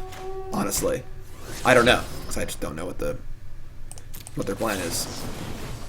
Opt bottom. That's pretty good. That's pretty good too. Yeah, we're just gonna turn 2 Growth Spiral here. This hand seems exceptionally good.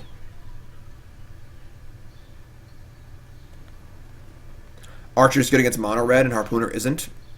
I mean, has mono red even played that much? You know, like.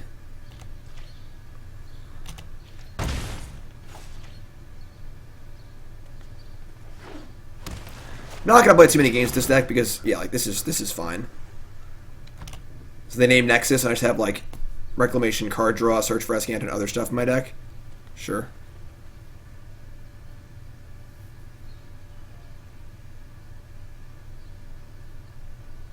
Yeah, I'm only gonna play like one or two matches with this deck. I don't know how to play it, honestly. I don't know. I've never played it before. It seems really good. I might play it some more and practice it and try and get better at it because this seems just busted. And I expect this deck to do very well at the Pro Tour. But Welcome aboard. thanks for following, everyone. While I search my library for all my Nexus of Fate here, I want to remind everyone to make sure you follow the channel. How's it going? My name is Jim Davis. We're playing some Standard on the eve, not the eve really, just the actual. The Pro Tour is happening right now. You're The playing the Mythic best Championship. version of the Nexus deck emo. None of my customers agree. Tapped.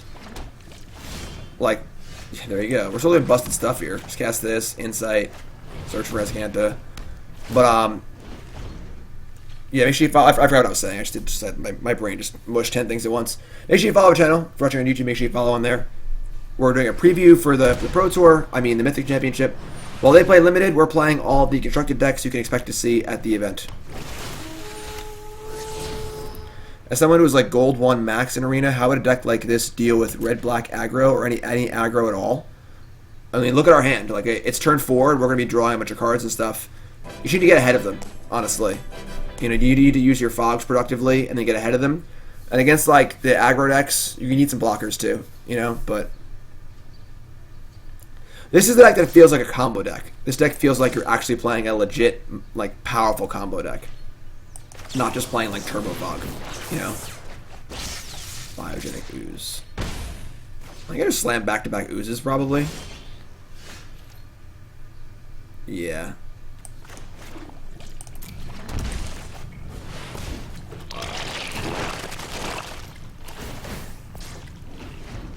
Now I get to make more oozes. Oh, I could have oozed in response. No, I couldn't. Yeah. How do you stack your triggers? I could have stacked my triggers so I untapped, made an ooze, and they got bigger. Agree or disagree? Wildness Reclamation is the problem, not Nexus. No, Nexus is the problem. Reclamation's a cool card. As long as you're not taking every turn, this card's fine. Alright. Sure. That's fine.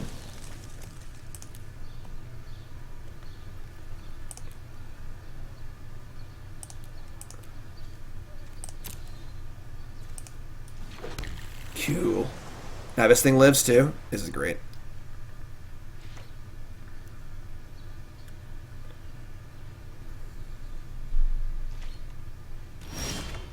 Yeah, this is pretty good for us. I get to make 2 oozes now, right?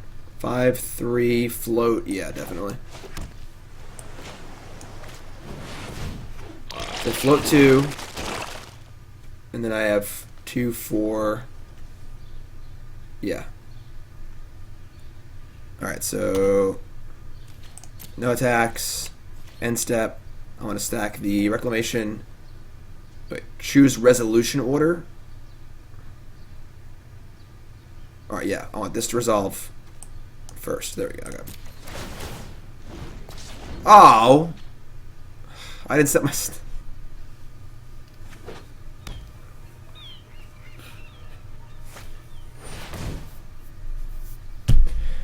It is frustrating at times that Arena does a really, really good job making everything very smooth, but the cost of that smoothness is things like what just happened, where I clearly knew exactly what I wanted to do and it just blew right past it because I didn't set my stop again. Whatever. It's fine. It's actually pretty bad for us because now both of our oozes are gone. But it's fine. We're still going to win. It's not that big of a deal. It is actually pretty annoying.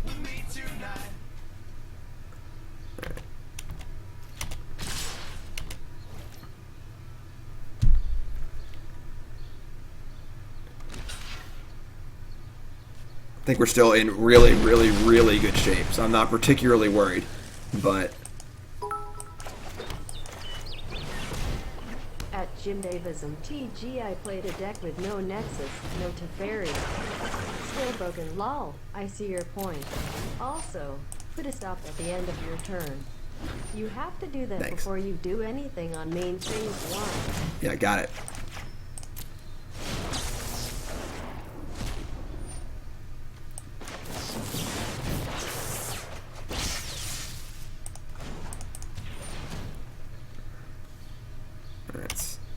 Zap again. Growth Spiral. Yeah. Pretty good spot to be in. Pretty good spot.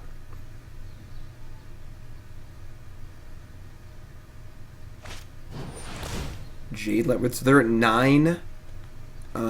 We counter this and probably just kill them. This is 4. Let's draw cards first. See what we draw.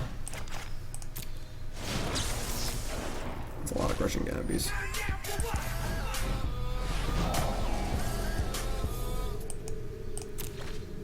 Yeah, I mean, this engine's pretty busted. Alright, is there another blocker? Sure. Let's get him next turn. Walker's annoying. Whatever. It feels like we're playing a different format, you know? They unmoored egoed us, and this game just has not felt close at any point.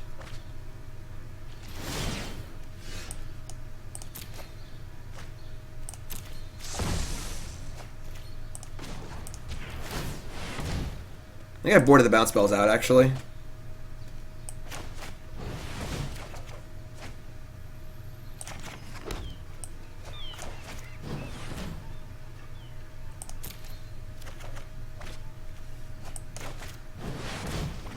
No, stop! Alright. Yeah, we just slam.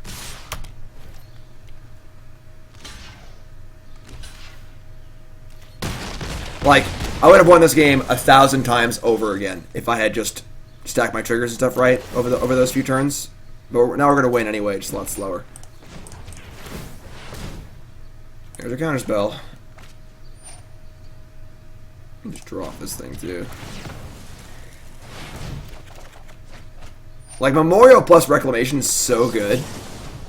You guys should all be giving Jim more money for this glorious gameplay based with Oh, I missed my stop! I missed my stop again! Oh, I missed it again! Who put this stop here? Who didn't put this stop here? God, Search for Escante and Reclamation is just so stupid.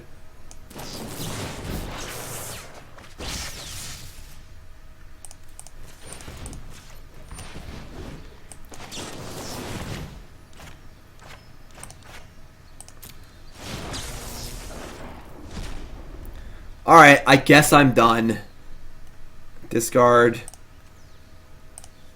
Your turn.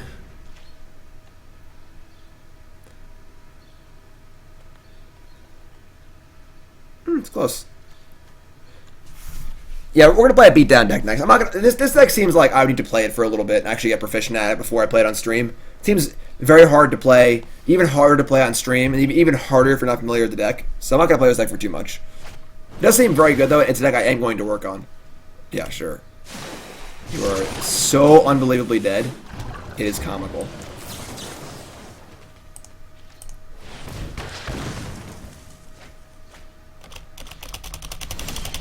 Space Jam.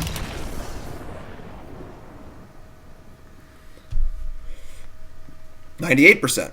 All right. Yeah, nice unmoored ego. Unmoored ego, turn 3. Game was not remotely close despite me playing pretty badly.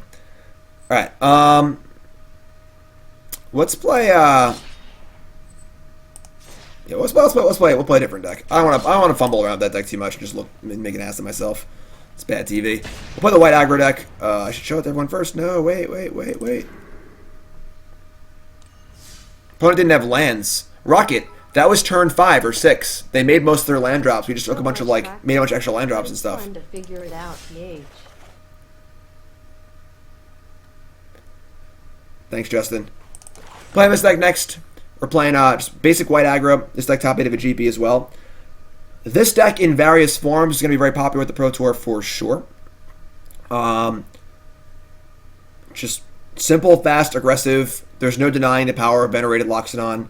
This card's just so unbelievably good. 2 Tide Taker, or 4 Tide Taker, 2 Adanto Vanguard. I don't really agree with this. I think Vanguard's much better, but we'll just play the list top 8 of a GP. Other ones on the board. Demystify is one of the most important cards for a mono white deck like this to beat the deck we just played against, or just played. Like Simic Nexus, Demystify is so good against them. It's basically a counterspell. Because destroying Reclamation for 1 mana before they can untap is great. Destroy Search for Azcanta. This card's really, really important. And then all the usual stuff. This card's cute too against Drakes. It's pretty funny. But play this deck for a few games.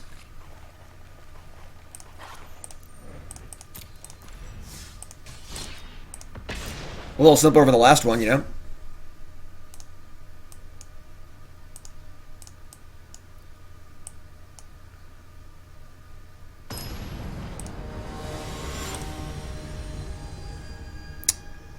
I mean, Gald is a little hard to cast, but...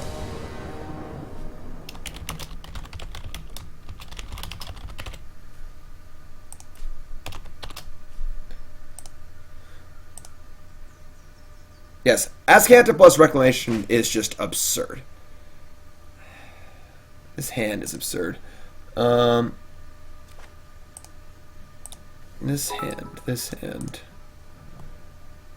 4 to Cotley is side for Sultai. Control or 3 ID? I think it's just 3.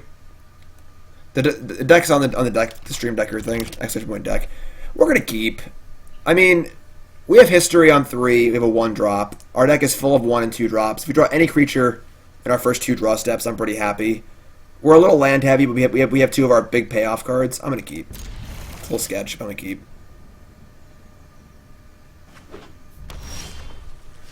And it plays Snub-a-dub-dub. Like, history is just so good on 3. It's a cool mountain. I'm not very familiar with this mountain, honestly. It's not an art that looks familiar to me. Alright, that's pretty bad. Maybe drew 2 non-creatures in our mostly creature deck, but... Yes, this deck is quite good. They're playing, looks to be the Rakdos deck.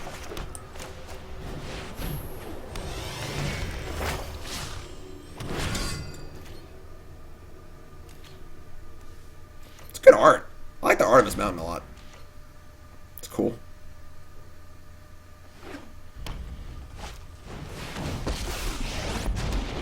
It's interesting. How much do we care about Karn? I think we're incentivized to want to just attack Karn and use Tribunal for our Kindling Phoenix. Yeah, I think we just attack Karn. And if they go Siege Gang, we can just Tribunal it if we have to. One off a Loxodon here too, kinda sucks. This will not endure.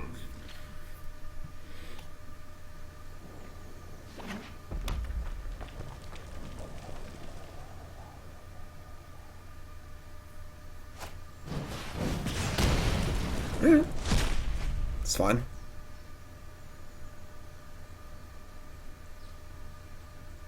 I mean, if that's like their big payoff, like, I'm pretty happy.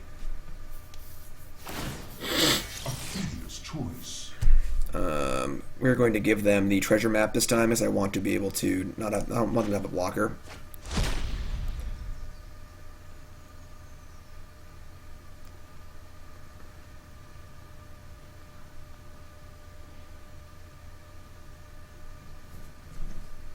Carolina. I've played against them before. Name's familiar. Dire Fleet Daredevil. Sure. And a shock. Alright. That's annoying. So they have a chump blocker here. Drawing another history is pretty insane. It's not really the end of the world. They have a map. We attack Karn, they chump block. We play land, history. We have 2 mana left over. And you can also just cast Tribunal. I really like saving this Tribunal for a Phoenix. There is apparently a way to choose the art for the lands you want. I don't know what that way is, honestly. I don't know how to do that. Yeah, I just really want to save this Tribunal for a Phoenix. Phoenix is quite good against us.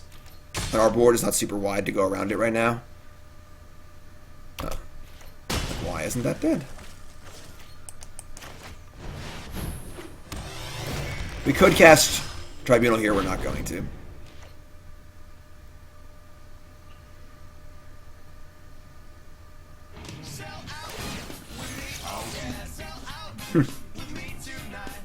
Sure. more Daredevils. So now we have access to Unbreakable Formation and stuff too, so the 2-1 First Striker is relevant. And Eldritch Reborn isn't like the best card against us, but like, if they get back like a Siege Gang or something later on, it's pretty bad, so. What's up, Riz? How's it going, everyone? If you're sitting, welcome to the stream. Carnage? That's pretty gross. I kind of wanted all of these cards, honestly. I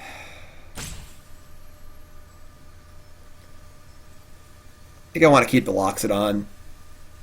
I can't attack Car anymore, but building a huge board is really, really important.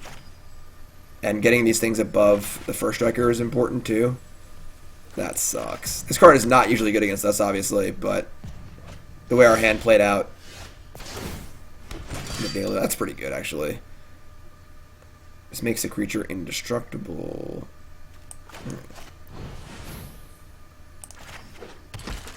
Maybe still just locks it on here. No attacks. What the hell is that?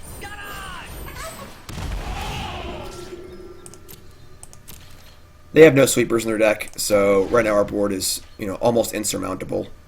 If this thing goes off next turn, we might just kill them next turn, honestly. We have 5, 10, 15, 20, and then 4.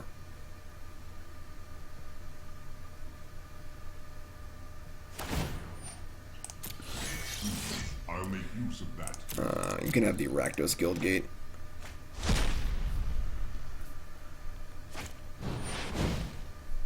I mean, I don't think they're playing status. They could be. They're not. They have 2 Chain Whirlers? Oh, that would have been so bad. They had 2 Chain. I understand it doesn't matter. Never mind. These are not X2s. I don't like that. I don't like that it shrinks their toughness.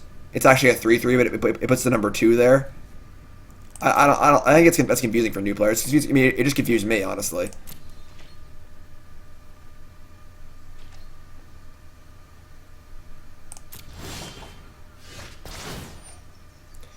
Alright, so we're just going to slam jam at them, I think.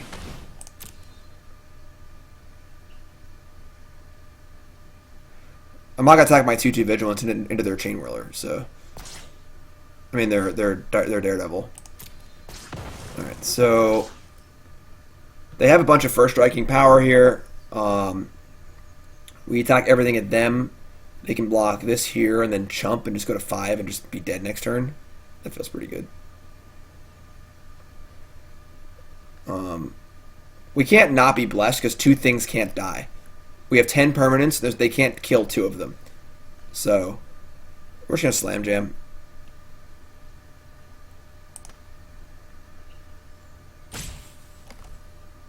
Yeah.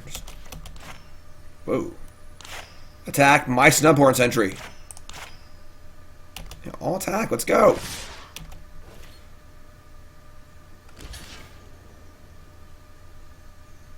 Again, Arena's still in beta. They're still figuring it out,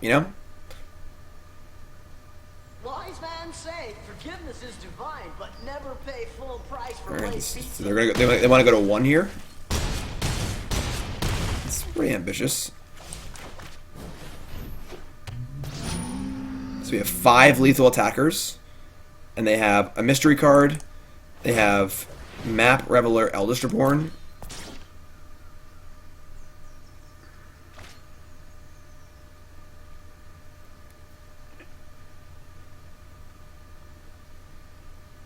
Oh, Keith, for sure. One of the coolest things about Arena is it's already so awesome, and there's so far to go still. There's just so much more they can do to make it better. Like, I could write a book about all the things they can improve, and it's still really awesome and fun to play. I didn't drop Sentry pre-combat for what I said. I said that there's no reason to give them the information that I have it, and there's no way I can't have City's Blessing. I have 10 permanents, they can only kill 1. There's no reason to show them I have another creature. It might change how they block. So what do I want against the Rakdos deck? Definitely want to lessen the impact of Chain Whirler a little bit. I kind of these are Johnny's. Yeah, it's got to be in the Mac for sure, John. iPad. I want to play Arena on my freaking iPad. I understand phone it might be too small, but iPad's doable. Get it on the damn iPad for sure. Alright.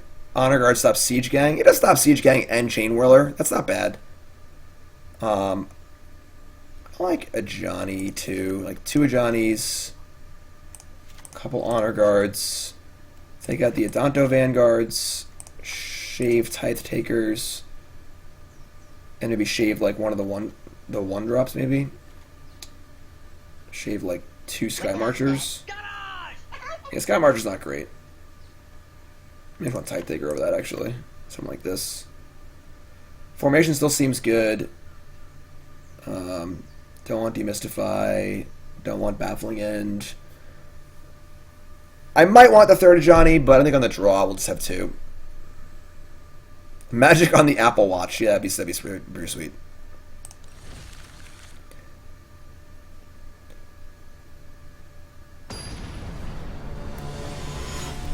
They've also been making the improvements pretty quick too. Like the 5th card problem got solved within like a month. On Magic Online, that would have taken like 2 years to get solved, you know?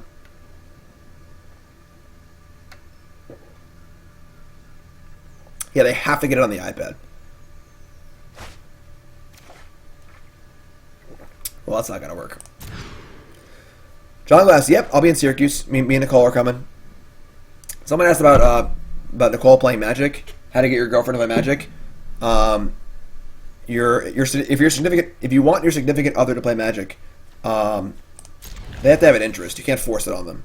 You know, like I've always said that I specifically did not want my significant other to play Magic, given the option. You know, it's in a vacuum. If I meet a girl and she seems cool, I can either check play Magic or not play Magic. I would have checked not play Magic. I think it's important to have different hobbies and different things going on, and just it's important to be able to do things separately and then come together and talk about them. But I'm not against my significant other playing Magic. Nicole plays, and Nicole has an aptitude for playing. She likes playing, and she has the skill for it, which is good. But you can't force anybody to play anything. You know, it's hard to create interest if the interest isn't already there. Do I want this? I think I do. Maybe I don't. Marshall. Our hand's pretty bad. Yeah, just Let's try and find a good payoff card. Like Venerated Loxodon or something. Justin, you pay for my flight and my travel and my food and my board, and I'll do it. Maybe. And a little extra on top. Alright, we're going to play landing first. I want to be able to protect it with the bodyguard.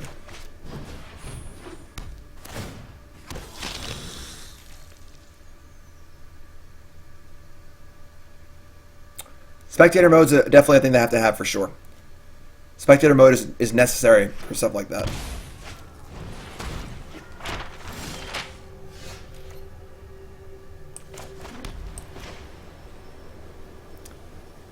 Leave her and play Magic with the boys. I mean, women also play Magic. And whether or not you want to play Magic is not indicative of if you're male or female. It's just if you like Magic or don't like Magic. Some people like it, some people don't, you know? So you can leave the significant other who does not like Magic to go play Magic with other people who like Magic. That is great. But friends list? Yeah, that's a ways away. I think that's something like a friends list and things like that is very low on the priority list. Raw Dog and a Daredevil, sure.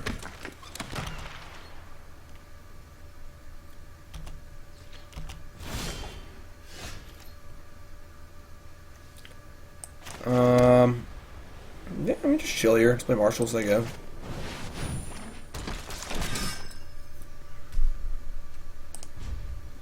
Right. Exactly. Messenger's got it. Yeah.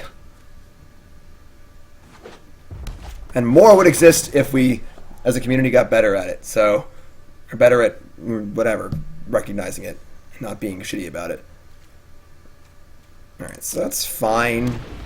This is what we wanted to avoid last game. Phoenix is pretty good. Makes our Johnny look worse, but wow. Bye. Alright, so Phoenix is really hard to attack into. We only have 4 actual answers in our 4 tribunals, and it's pretty hard to attack profitably into a Phoenix. We Ajani here. It goes to 5. They can attack it. Then we get to Ajani again, which is pretty good to get our marshals up to the higher toughness, which is pretty important. But the question is that even worth it?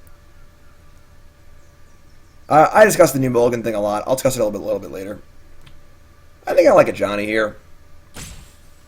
If they have a lava coil, it sucks. It's like actively pretty bad, but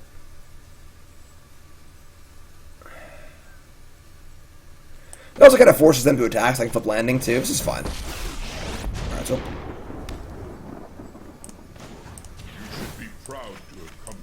So, if they don't have Lava Coil here, I get to play Marshal next turn and then hit both of the Marshals, and then we're out of Lava Coil range and everything's pretty great, but...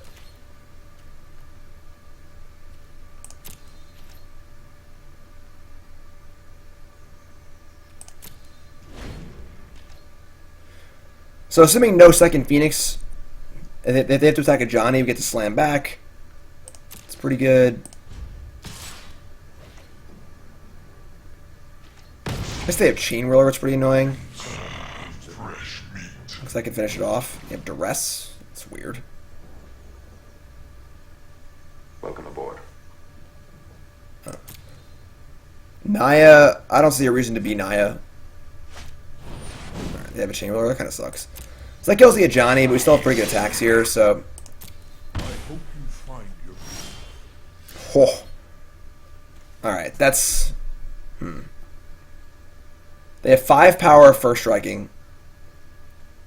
They have 1 card in hand. This is pretty weird. Because we could cast this as an instant after flipping the landing, which is awkward.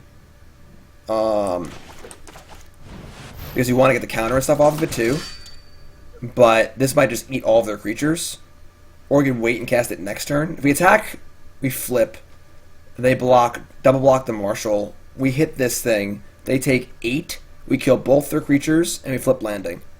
Or we can wait till next turn and just do it with the... No, yeah, we're going to go for it. Let's attack. Yes, poor waits I'm Duress.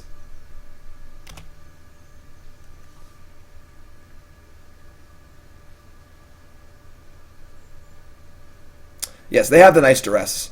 The Duress, it won't add automatically, which is annoying.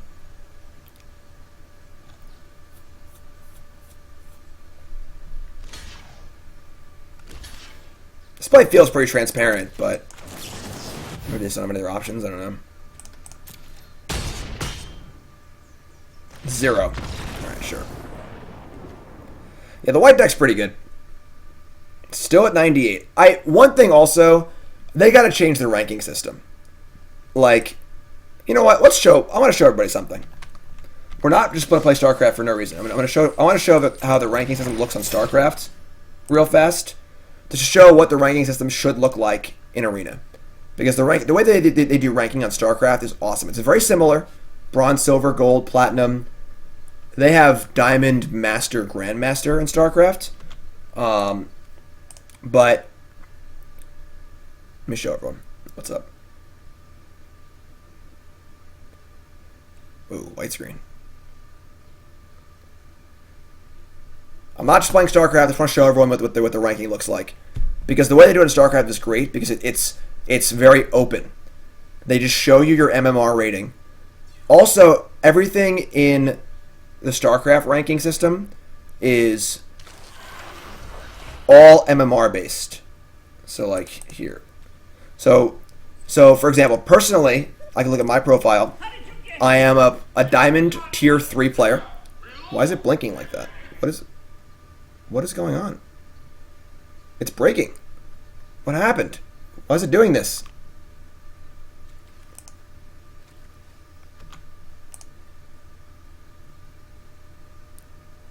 Huh. Alright. Hold on.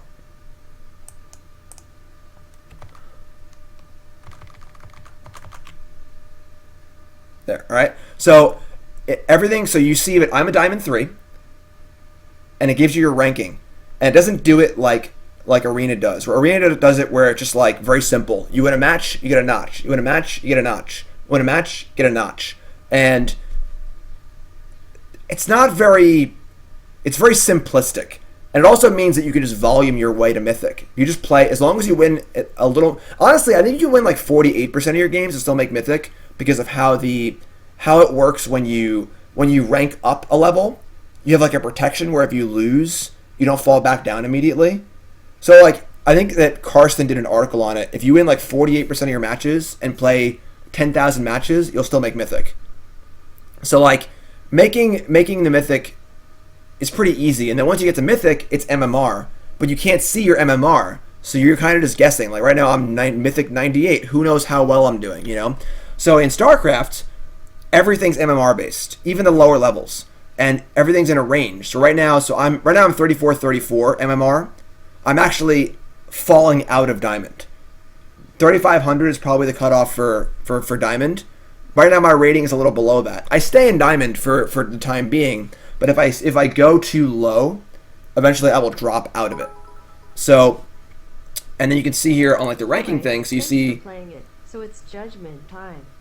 You get a call that you have to go to a team trios and get paid 500k in USD for winning. What do you play? This deck or something else? Justin, I'm not really sure right now. Oh, 1 second. So you can see here, so you see everyone's sorted into these groups. You see your points, your wins and losses and stuff, and your MMR. Whenever you play a match, it shows you what your MMR was, what your opponent's MMR was, and how much you each won and lost because of the match. And they still rank you somewhat similarly, but you might play someone who's in Diamond 1, has a much higher rating than you, and if they beat you, then it evens out, you know? So, it is a little different because StarCraft is much more skill-based. StarCraft is a game where the better player usually wins. In Magic, it doesn't happen, so there's more variance in Magic. But I think doing it like this is just so much better. So they have a long way to go in their actual like ladder ranking system. I think this is a really cool way to do it. But I think that first and foremost, having the MMR be public should definitely happen. For a long time, it wasn't public in StarCraft, and they made it public after like years of players complaining. So having the public MMR is really important, and then I think having every level of ranking be based on MMR is a good way to do it. It's not necessary, but it's a good way to do it. So that's all I want to show you all. We'll go back to the Magic now. And despite the extreme temptation, I will not play StarCraft. All right.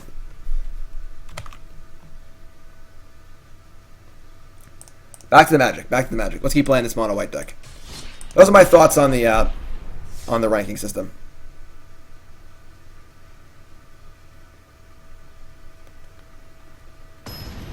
Two versus 2, Lost Temple, no rush 20. Yeah, exactly. Alright, so we'll play another match or two of this mono white deck, and then we'll play a little bit of the mono blue deck. Yikes.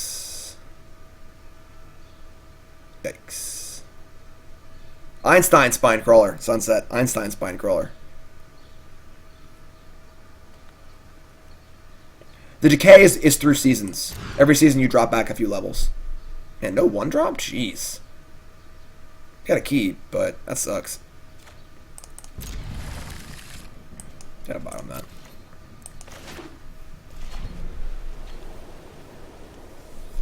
So the point is that Arena's doing really awesome, and they're doing a lot of really awesome things, but there's still so much that can be improved. But Arena's so fun right now that the fact that there's so far to go is really, really encouraging. It's not a bad thing, it's a good thing. We're still in beta, and there's so much more cool stuff we can do, you know?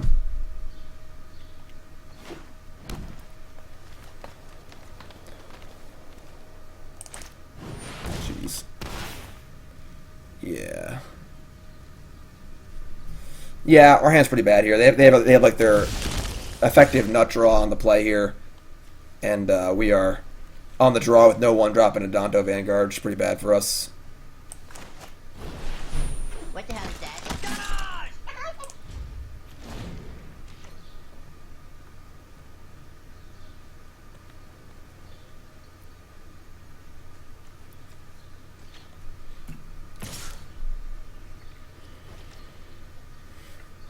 I kind of want to block. Just get the creature right now. Like, the flyer seems more important than the crappy ground creature anyway. Like, this is going to get stonewalled all the time. But just, like, gain 4 and get a flyer.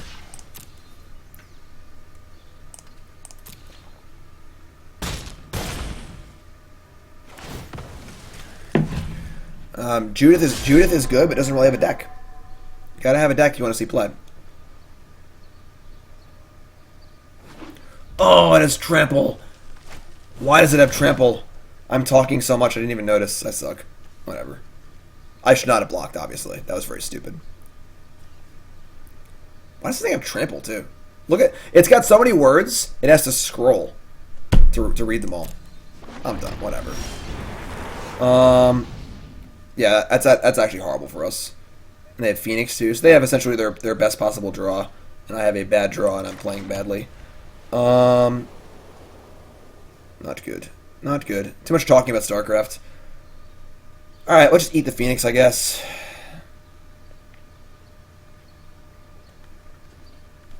Or one short of Martial Phoenix. Yeah, I mean, it's not ideal. I think the red-green deck is kind of mopey, honestly. I just don't think it's particularly great. It's okay. It's mostly good because Phoenix is good.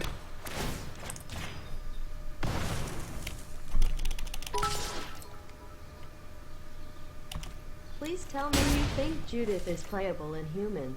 Judith is not playable in humans, no. I do not think that is true. I don't know what Judith adds to your humans deck.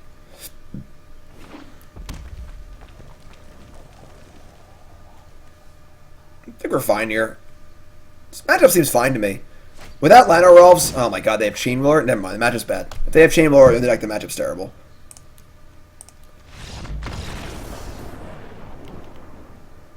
It's the old Forest Chain Whirler. Gets him every time. Alright, they have Chain Whirler. We're gonna want the one Miser's Settle. It's so transparent. I like Baffling End.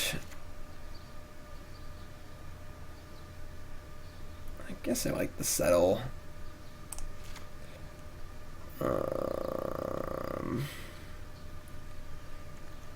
Want to shave down some of the 1 toughness creatures for sure. It's probably just Tithe Taker. The question is, I guess this card's fine. It's not even that good.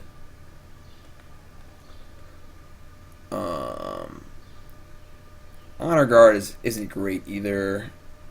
Ajani's pretty good. Maybe we just cut all the Tithe Takers, put the Ajanis in. Kind of like that. Not gonna bother with this. They only have 4 Chain Whirlers. Doesn't really block anything either. So we'll just play around Chain Whirler the best we can. Formation does that too. So can't settle over Spellbreaker. It's true. It's true.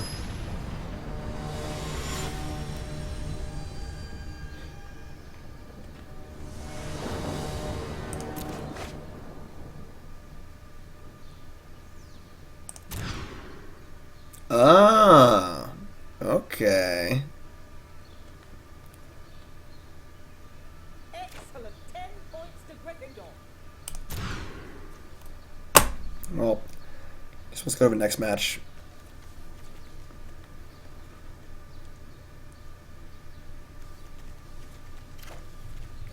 They also mulligan to 5. Wow. I mean, we're gonna keep. Like, if they have like a 1 threat hand, we get to just kill it like one Phoenix. I'm gonna bottom this. I just want to draw like History Benalia or something.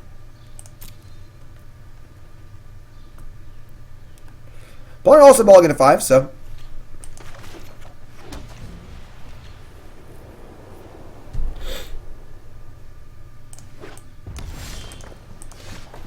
Alright, this has been happening a lot lately.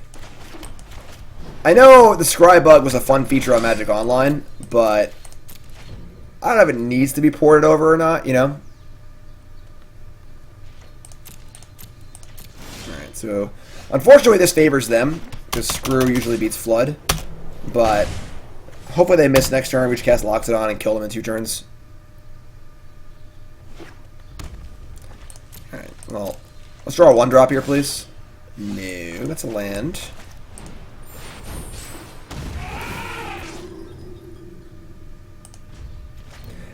That's true. You can see the bottom card of your deck, so we know it's still there.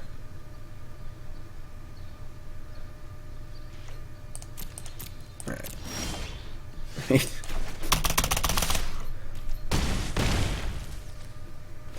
2 more turns. 2 more turns. Crap. That's bad.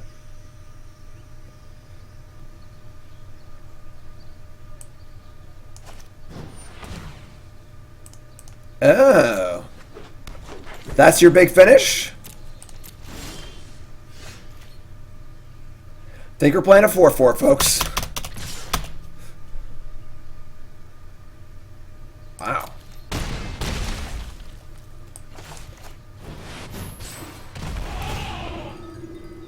Sad. Sad elephant.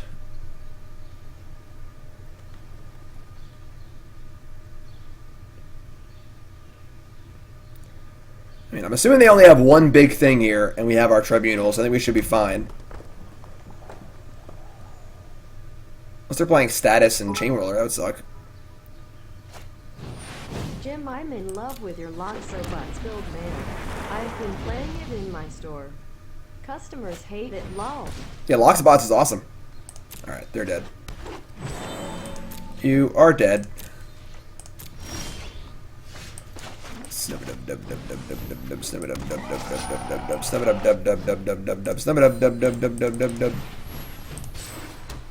I'll take that. The old multi-5 skis.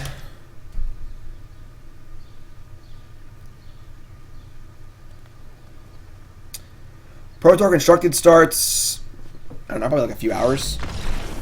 Yeah, they got to do a draft, 3 rounds of limited, and a lunch break. That's why you're all here watching me. Hi, thanks for tuning in. Alright, now we're on the draw, so Johnny's a little worse, but I don't think it's actually better than anything else here, so it's fun. I mean, we mulled to 5 and 1, our opponent also mulliganed to 5, so it's just even footing, you know? Justin, thank you for all the bits, my friend. I appreciate it.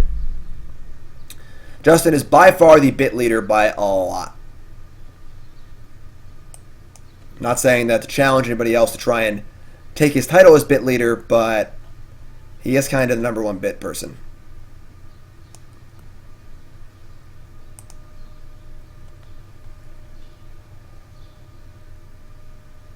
Maybe we'll get ranked if we win this game. Get out of the percentiles and into the top 1,000.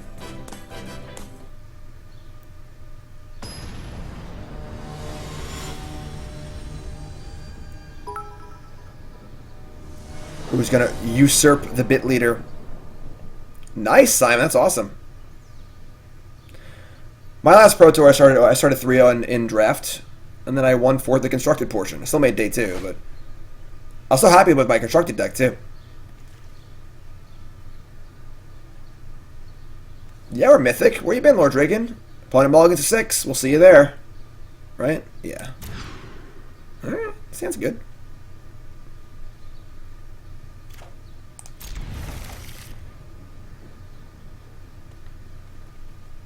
Bird.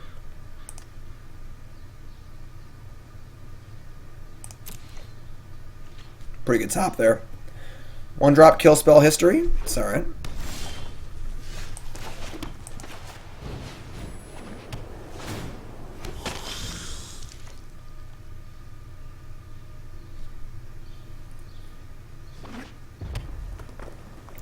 You showed Mythic rank #1 my burn deck, and they played it for a constructed event. Who's Mythic rank #1?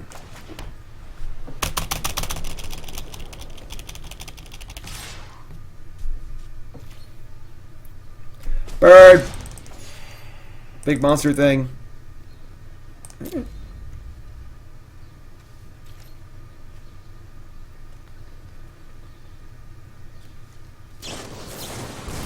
Lightning strike the 1/1. You got it.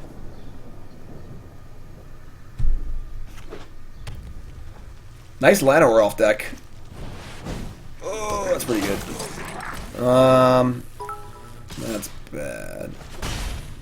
Just the first time I've had time to catch you live. Might as well make up for the lost donos. We gotta kill this. Watching you for a minute. Hoping my buddy Frank Ari does well in the Pro Tour. He's there today. Sweet. I hope so too, my friend. So, if we go history, and they just like bolt my 2/2 and to get to attack with War Boss, we're really, really behind. We're just gonna Baffling End and play Snub-a-Dub-Dub, I think. Like, they're kind of mana screwed, but just not let them have. Let's not let them like have a kill spell or two and just have us like run away with the game here.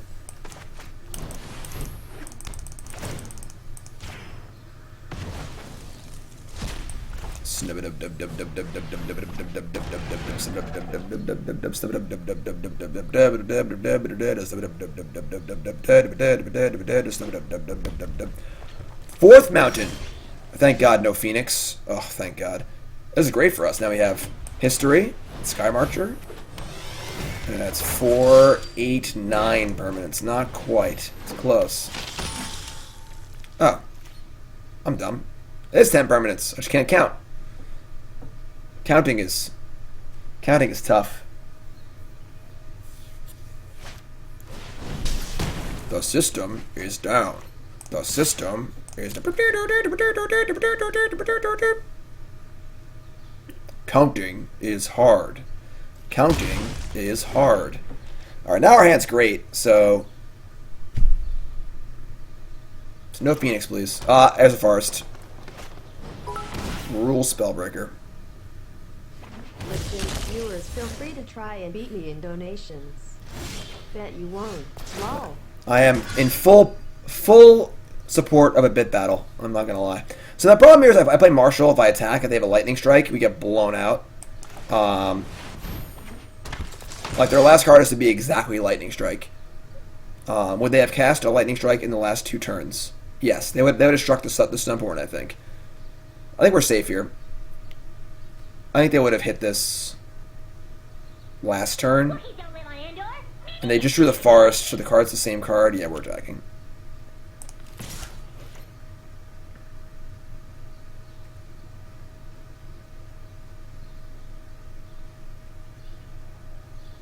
I guess there was no delay when I cast. That's true.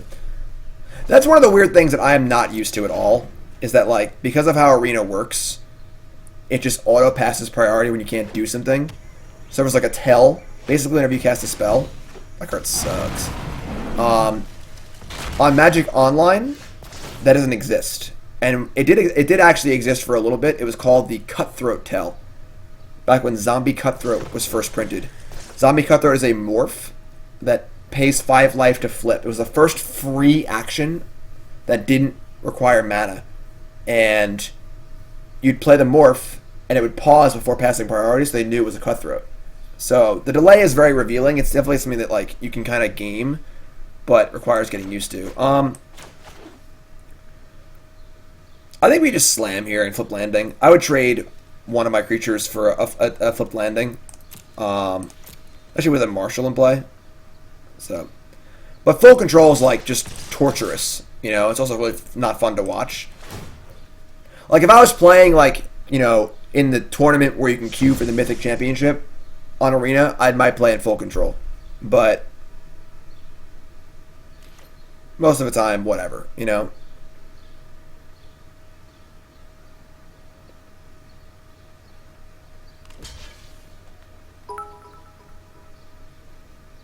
Heh. Good try, Yukon. Good try.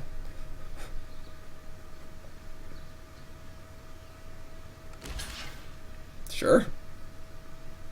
This is all good for me.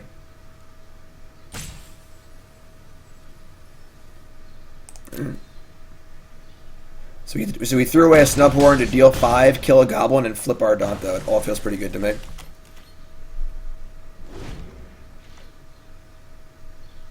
Yeah, this card sucks. Alright, that's a pretty good card to draw when you have 6 lands in play and no cards in hand, but that's okay. That's fine. We'll allow it. Now they're going to have an army of 4/4s, which kind of sucks.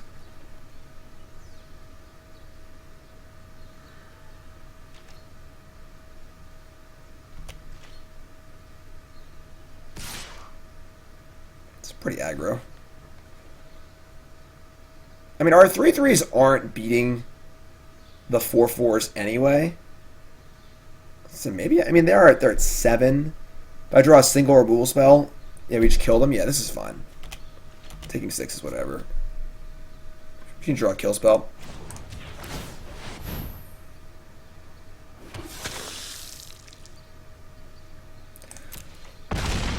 Every token being a 2/2 is pretty gas as well, so.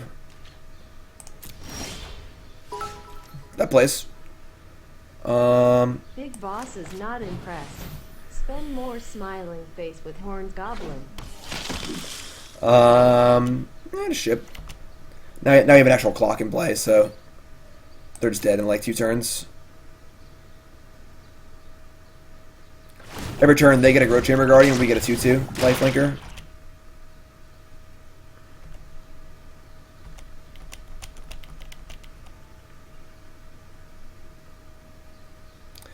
Yeah, people were playing this card in mono red sideboards for a while to beat Basilica Bellhaunt. That's a pretty wild thing to do.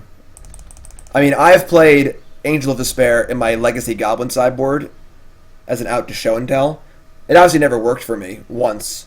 But yeah, so it was an invitational, me and Max Teets, old friend of mine. Raise your hand in chat if you remember Max Teets. You used to be an old Goblin player, Magic ringer, good friend of mine. He used to travel to tournaments a lot. He hasn't played Magic in years.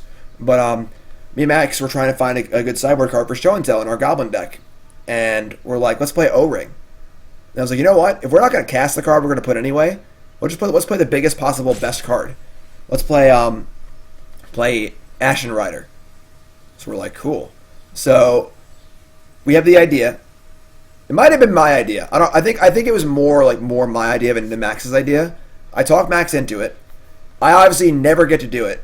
And then round 4 of the Invitational, Max is 3-0 playing on camera against Show and Tell. Game 2, turn 3 Show and Tell. He puts in the Ashen Rider, just kills the Emrakul, and looks like a genius on camera.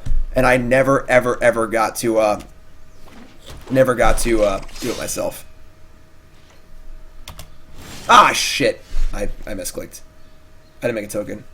I thought I was passing through combat because I was talking again. All right, whatever. Are they dead? If I made a token, they were dead. That sucks. 2, kill this. 3, yeah. God damn it. That sucks. Whatever, let's kill him next turn.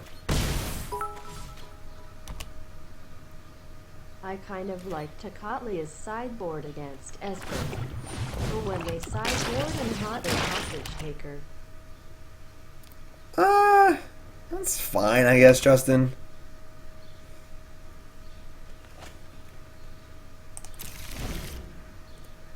Punt. We're fine. We're gonna win next turn. Everything's fine.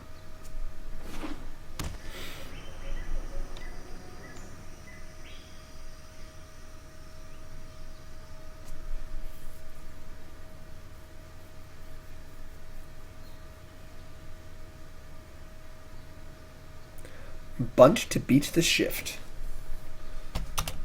What are they gonna attack with here?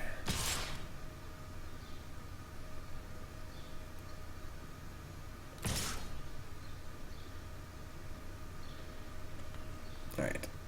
We're gonna make some blocks. I don't want to die to the fling cards, being stupid. Now they're committing attackers, so they're not gonna have blockers anyway, so yeah, they're just gonna smash. If they have a way to kill my Marshal and shrink my creatures, things get tough.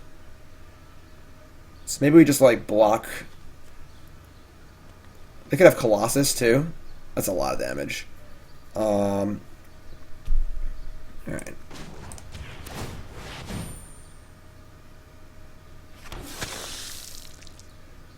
think we're gonna block 2 creatures. Either they have Colossus, they just die. We need to not die on the... We need to be able to, so we can kill them on the backswing. Sky Marcher's 4. Any other creature is lethal. Tribunal for a blocker. You go here, here, here, here. That's too much. Because now if they have a way to kill my Marshal, things are really bad. So maybe we just leave these. This is us taking 8. A Colossus would be +4. That's 8. It's at 16, but we gain 4. So it's only 14. I think this is fine. Yeah, I like this. Because they only have one card, one mystery card. And it can't be Colossus and something else, so...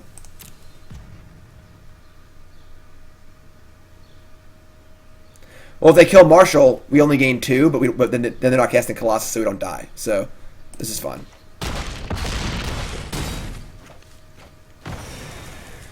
So it's 10-4. We have a bajillion creatures in play in our removal spell, and they have 2 cards in end. So now what? Unbanning Ferocodon is just not necessary. It's just not a reasonable thing to do. I just don't see why you'd want to do that.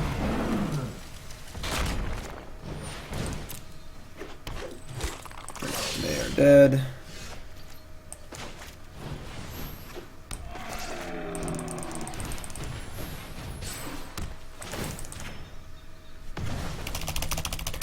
Space Jam!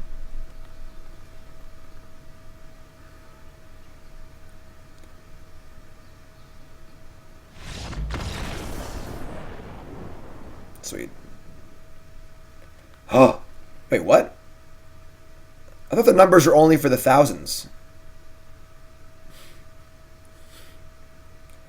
This is what I mean about not having a transparent ranking system. You know, just you kind of like stuff happens and you're like, wait, what? What does that mean? Oh, it's top 1200. Okay. Look at us. Look at us. We're in the numbers now. And an unclaimed territory. You can play some humans in Modern. Like, why not just have it be all numbers? Like, make it the top, like, 20,000 or something. You know, just so everyone knows where they're at. What's Greedy Draft?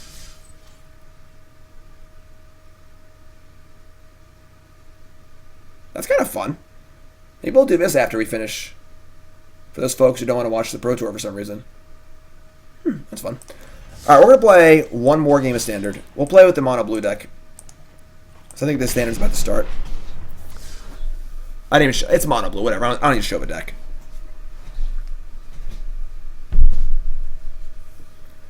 This Colossus is obviously very cute with Adonis Climb.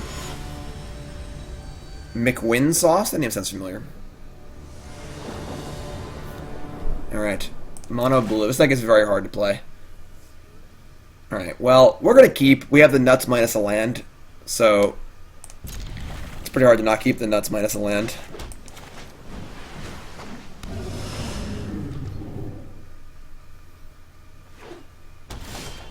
Gruul Guildgate. Hi. Alright, land please.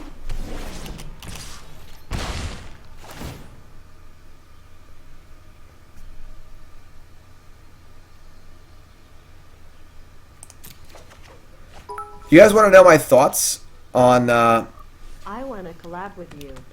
Oops, that's a deck list. Standard lol bet, it's good. My thoughts on the Pro Tour. The link is in chat to my article. There it is. And there's no payoff for being humans in Standard. What's the point of being humans in Standard? There's no, like, Thalia's Lieutenant or something, right? Another Obsession. Alright, so we get to... We're going to want to pants up whatever creature we draw anyway. I mean, whatever creature we play anyway. I don't want to pants up a Storm Tamer. I want to keep that separate. You can just Herald. If I'm not back in 5 minutes, just wait longer. Only have one actual counterspell at the moment. So, thanks for following everyone. If you're all tuning in, welcome to the stream. My name is Jim Davis. We're doing a little Pro Tour warm-up here. I'm assuming the Pro Tour went to a break, which is why we got an influx of viewers. So welcome. And we're just playing a tour of the decks in Standard. We're doing our there and back again, our path back to Mythic. We have made it, obviously, as you can see, so spoilers. That's the reason why we played the Wizard last turn. Alright, this is fine. So they're actually playing the creatures. Most of these gate decks are playing the creature package in the sideboard.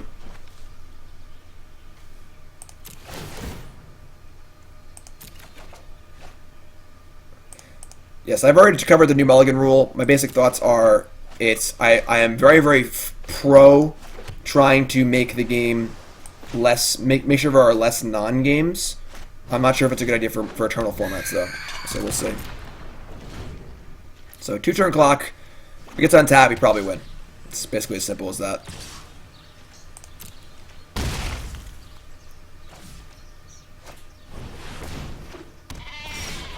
It's not bad. I don't think they can kill us.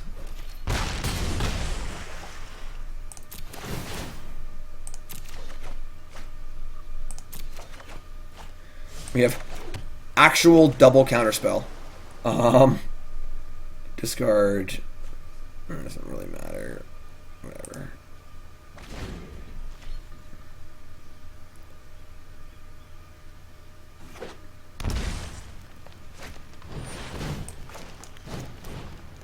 Surprise!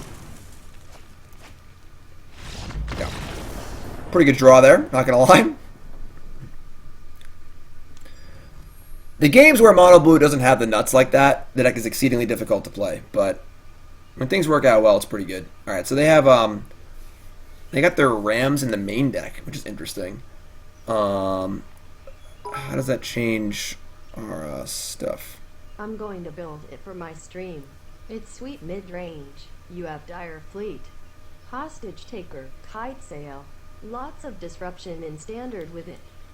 You have Judith and you have 2 different lands that can tap for any color. One of which makes all your humans bigger. You don't like E? Also good game. What's the land that makes, what's the other land that taps for any color? Besides unclaimed territory. Alright, so what do we want here? Dive down does not seem nearly as important. They don't put much spot removal. Trimming Herald seems... I have not played this deck very much, so my sideboarding is not going to be very good. Deep Freeze seems okay. Negate seems kind of nice. We have ways to counter the Ram anyway. Like we're not gonna die to a Ram, you know. They could have Nib Mizzet also, so the freeze is good there. Needs too many negates.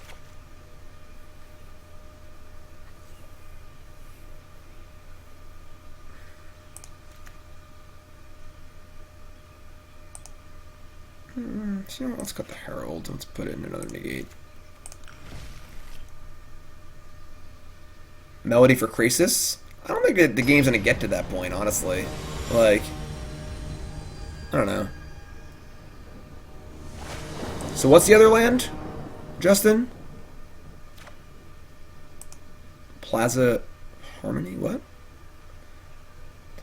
Simon says I played it safe. My predictions. I mean, not every take can be a hot take, you know. What is Guild Mage's Form? Somebody card that card for me in chat, please. We can't keep this. No obsession. Alright. Not nearly as good. Guild Mage's Forum, land. Add colorless. Tap 1 and add mana of any color. I mean, that makes all your spells cost 1 more, though. Like, unclaimed territory is great. Guild Mage's Forum just makes everything cost a lot more mana, you know? Like, making your Judith cost 4 to be a 3/3 is not a good exchange. What is a Mythic Championship? It's the Pro Tour. It's happening right now. They're going to Constructed soon. We're getting you ready for it. Alright, so good. Growth Spiral is pretty good. And no obsession from us means it's going to be a much, much harder game.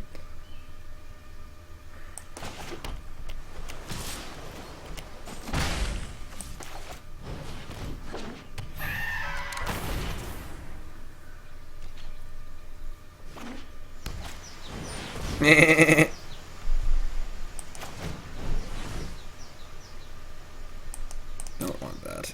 Obsession. Damn it. Oh yeah, there it is. Oh yeah. Night and day when you have this card and don't have this card. Yes, please. Trickster? That's interesting. Unfortunately, they have an untapped land, which is obviously not super common. They can play through a Spell Pierce, but I mean, you can't, you know, sit here forever.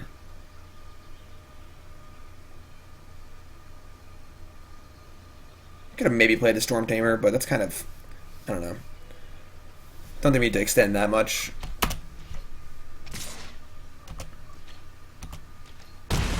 Obsession.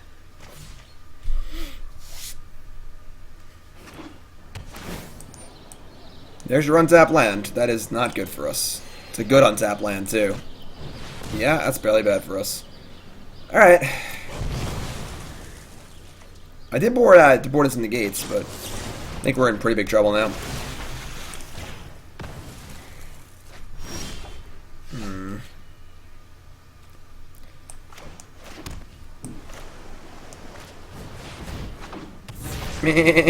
Dead.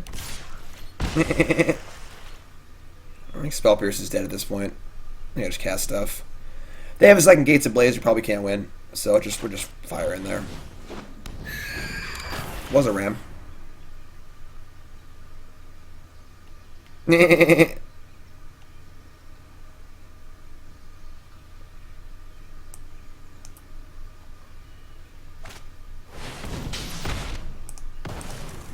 That's spell pierceable.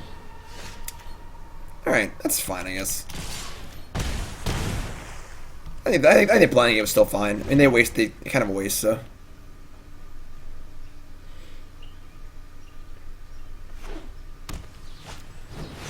Ugh, that's bad. That is a large amount of life. And my deep freeze is pretty pointless here. It's only a 3/4.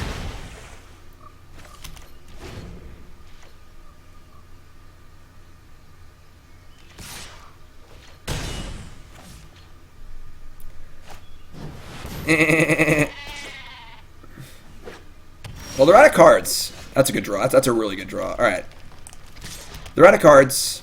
We have to draw cards, deep freeze the ram. They're at 11. That's annoying, but... And pray they just like draw an explosion for 1,000,000 and we get Spell Pierce it. Oh god, Plasma Harmony's so good.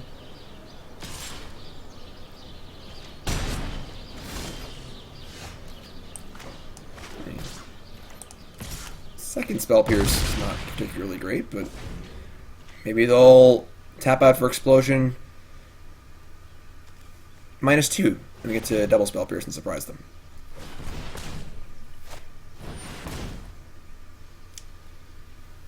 This is fine, because by playing this, they're going to tap things to try and draw Gates Ablaze, and then we get Spell Pierce it, so I think this is fine. Ideally, we draw like a negate or something. Alright, they just drew a lot of cards. So we have 4 Trickster in our deck to kill this to win the game. That's Terramander. We have 1, 2. We have 2 spells. Alright, this is probably bad for us. Serious life question, do I think the bassist from Sublime is underappreciated? I don't really listen to Sublime that much, and their basses never stood out to me, and I always listen to the bass. He's probably pretty bad. He's probably not bad, but he's probably not, he never stood out to me, and I don't listen to that much Sublime, but I always was listening to the bass player, so if he didn't stand out to me, that's not a good sign. It's not a good sign. Alright. Terramander, it's 5, and I think we just hold it.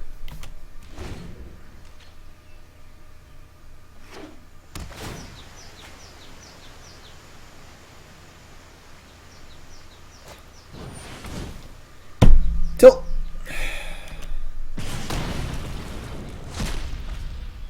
It is possible he is adequately appreciated, maybe. Let's go to the next game here.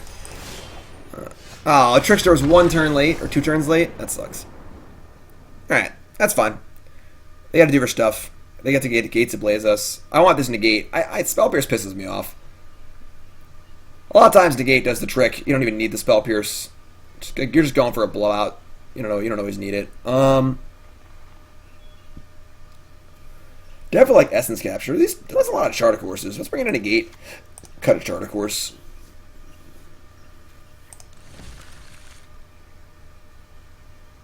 I think Disturbed is one of the worst bands of all time, so I am not interested in your Disturbed bass solo. There aren't that many bands that I like actively really, really hate. Like, I hear a lot of music, it's whatever. There's a handful of bands that like I just really, really hate. The sound just grates on me, and Disturbed is one of them. They are awful. If you like Disturbed, I'm sorry for you because you have bad taste in music. Damn. Shit just got real. Maybe we should have spell pierced the thing and like just denied some cards, but I don't know. Yeah.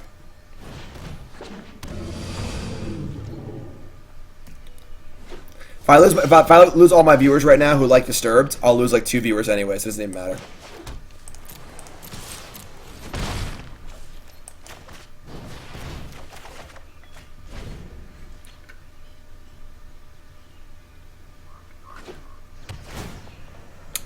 Gateway Plaza. Yep. 5-finger Death Punch. I'm not very familiar. Sounds like I wouldn't like them though. All right. Tempest Shin's pretty safe here. They can't Gates Ablaze it next turn. Yeah, I think we're just slamming this turn.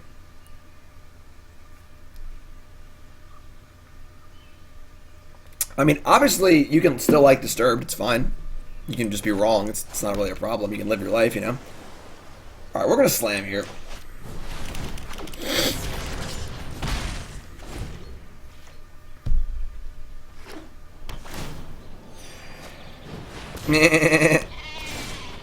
Alright. That's a pretty good draw.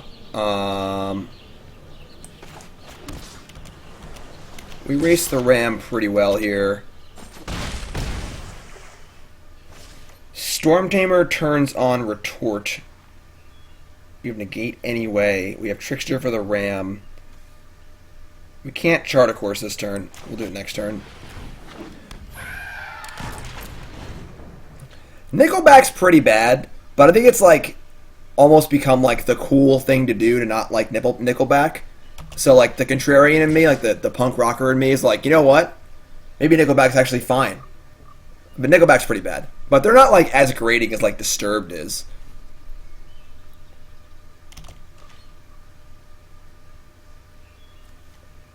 That's fun.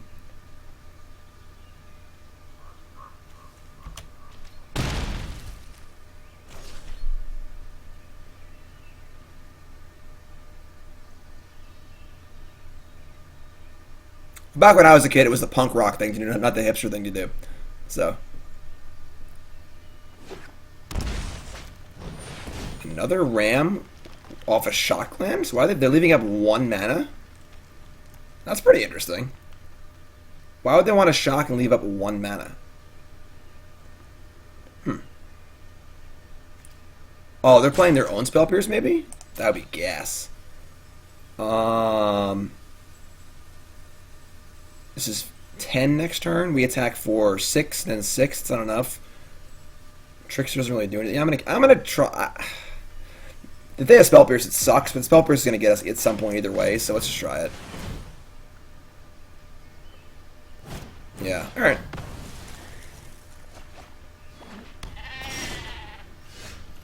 All right. So let's smash.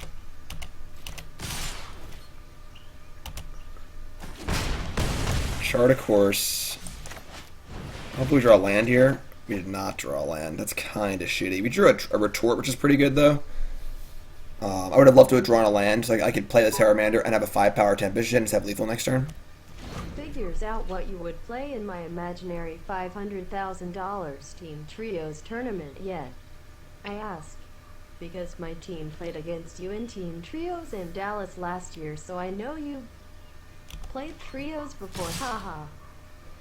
Is it, Justin, is it standard modern legacy? Like what I would play in every seat? Like I haven't played much modern or standard or legacy lately. This is fine. Terramander's a ways from adapting, but it's getting close. I mean, if I counter anything this turn, I can adapt next turn. So, God, this card's so good.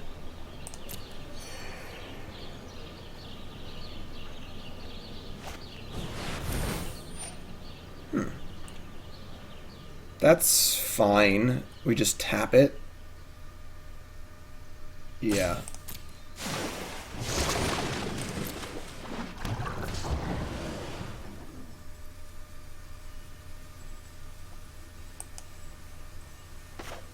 This is a trample too. Still.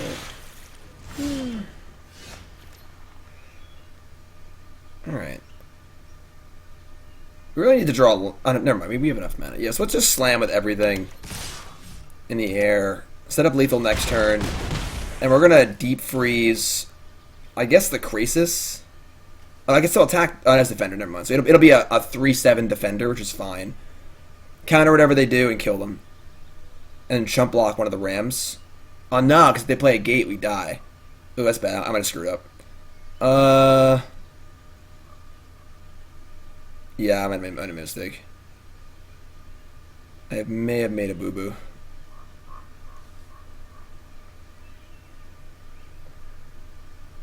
Yeah, we screwed up. I can't even do this without... Yeah.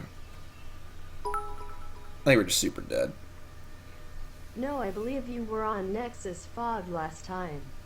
I'm just asking what you play in Standard since that's been your main jam lately.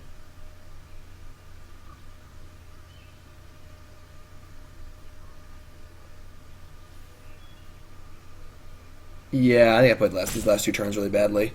I said this deck was hard to play, didn't I? Alright. Well, now I think we're just in big trouble, honestly. If they have Gates Ablaze, I don't think we can win. We can't put enough stuff in play, but also not die to the Rams. I think we're just playing Deep Freeze and Terramander, and if they have a Gates Ablaze, we're just going to lose. I don't think we really have an out. Otherwise, we're just dead on board, right? Take our time out. If we... Yeah. Yeah, maybe, we probably threw this game. Yeah, I could have saved a Trickster maybe too. I just played these last few turns very badly, honestly.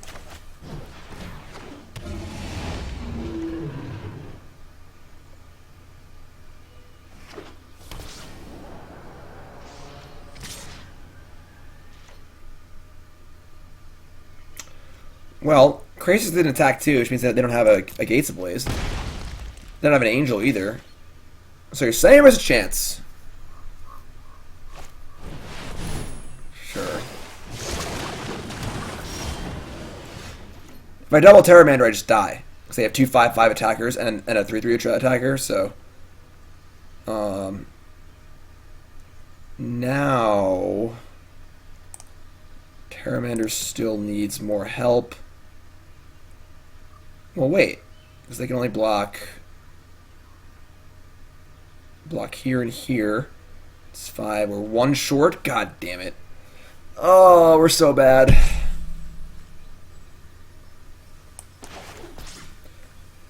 We attack with everything. They block.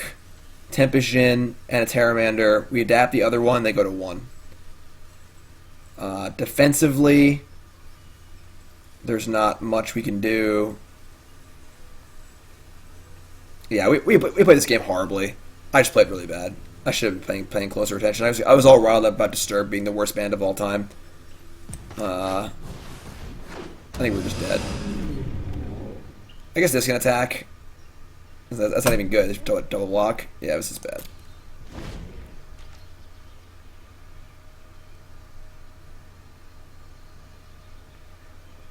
Yeah, it's only 3.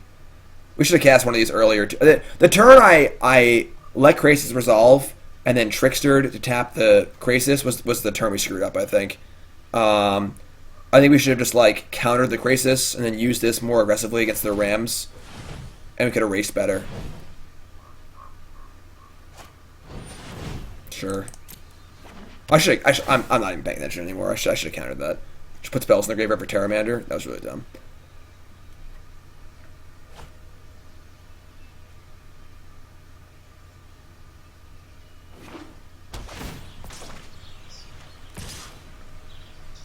I have a 6/6 attacks.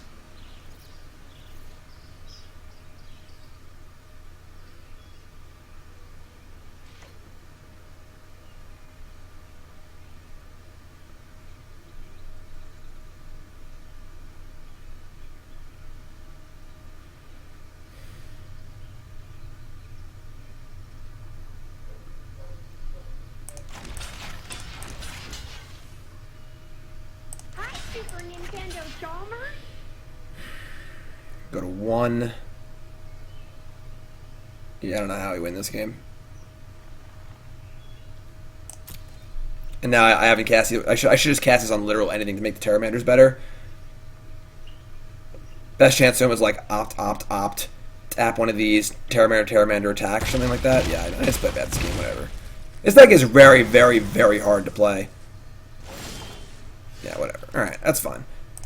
The blue deck, when you don't have the Obsession draw, the mono blue deck is exceedingly difficult to play. We played that game very, very poorly. So, that's fun. But, alright, so, that's going to do it for Constructed. This is the end of There and Back Again. We are now in Mythic once again, which is cool. So, if you've been watching that series on YouTube, awesome. If you missed any of it, you can check it out, of course. And, cool. So, that's to do it for this video and this segment of the stream as far as playing Constructed. We're going to play this fun draft thing next, I think. We'll do a greedy draft. Those are usually fun videos and fun things to do. And then, yeah. And then I'm going to stop streaming and watch Pro Tour for a bit. Alright? So, thanks for watching, everyone. If you're watching on YouTube, make sure you hit that sub button. If you're watching on Twitch, the stream will continue. So,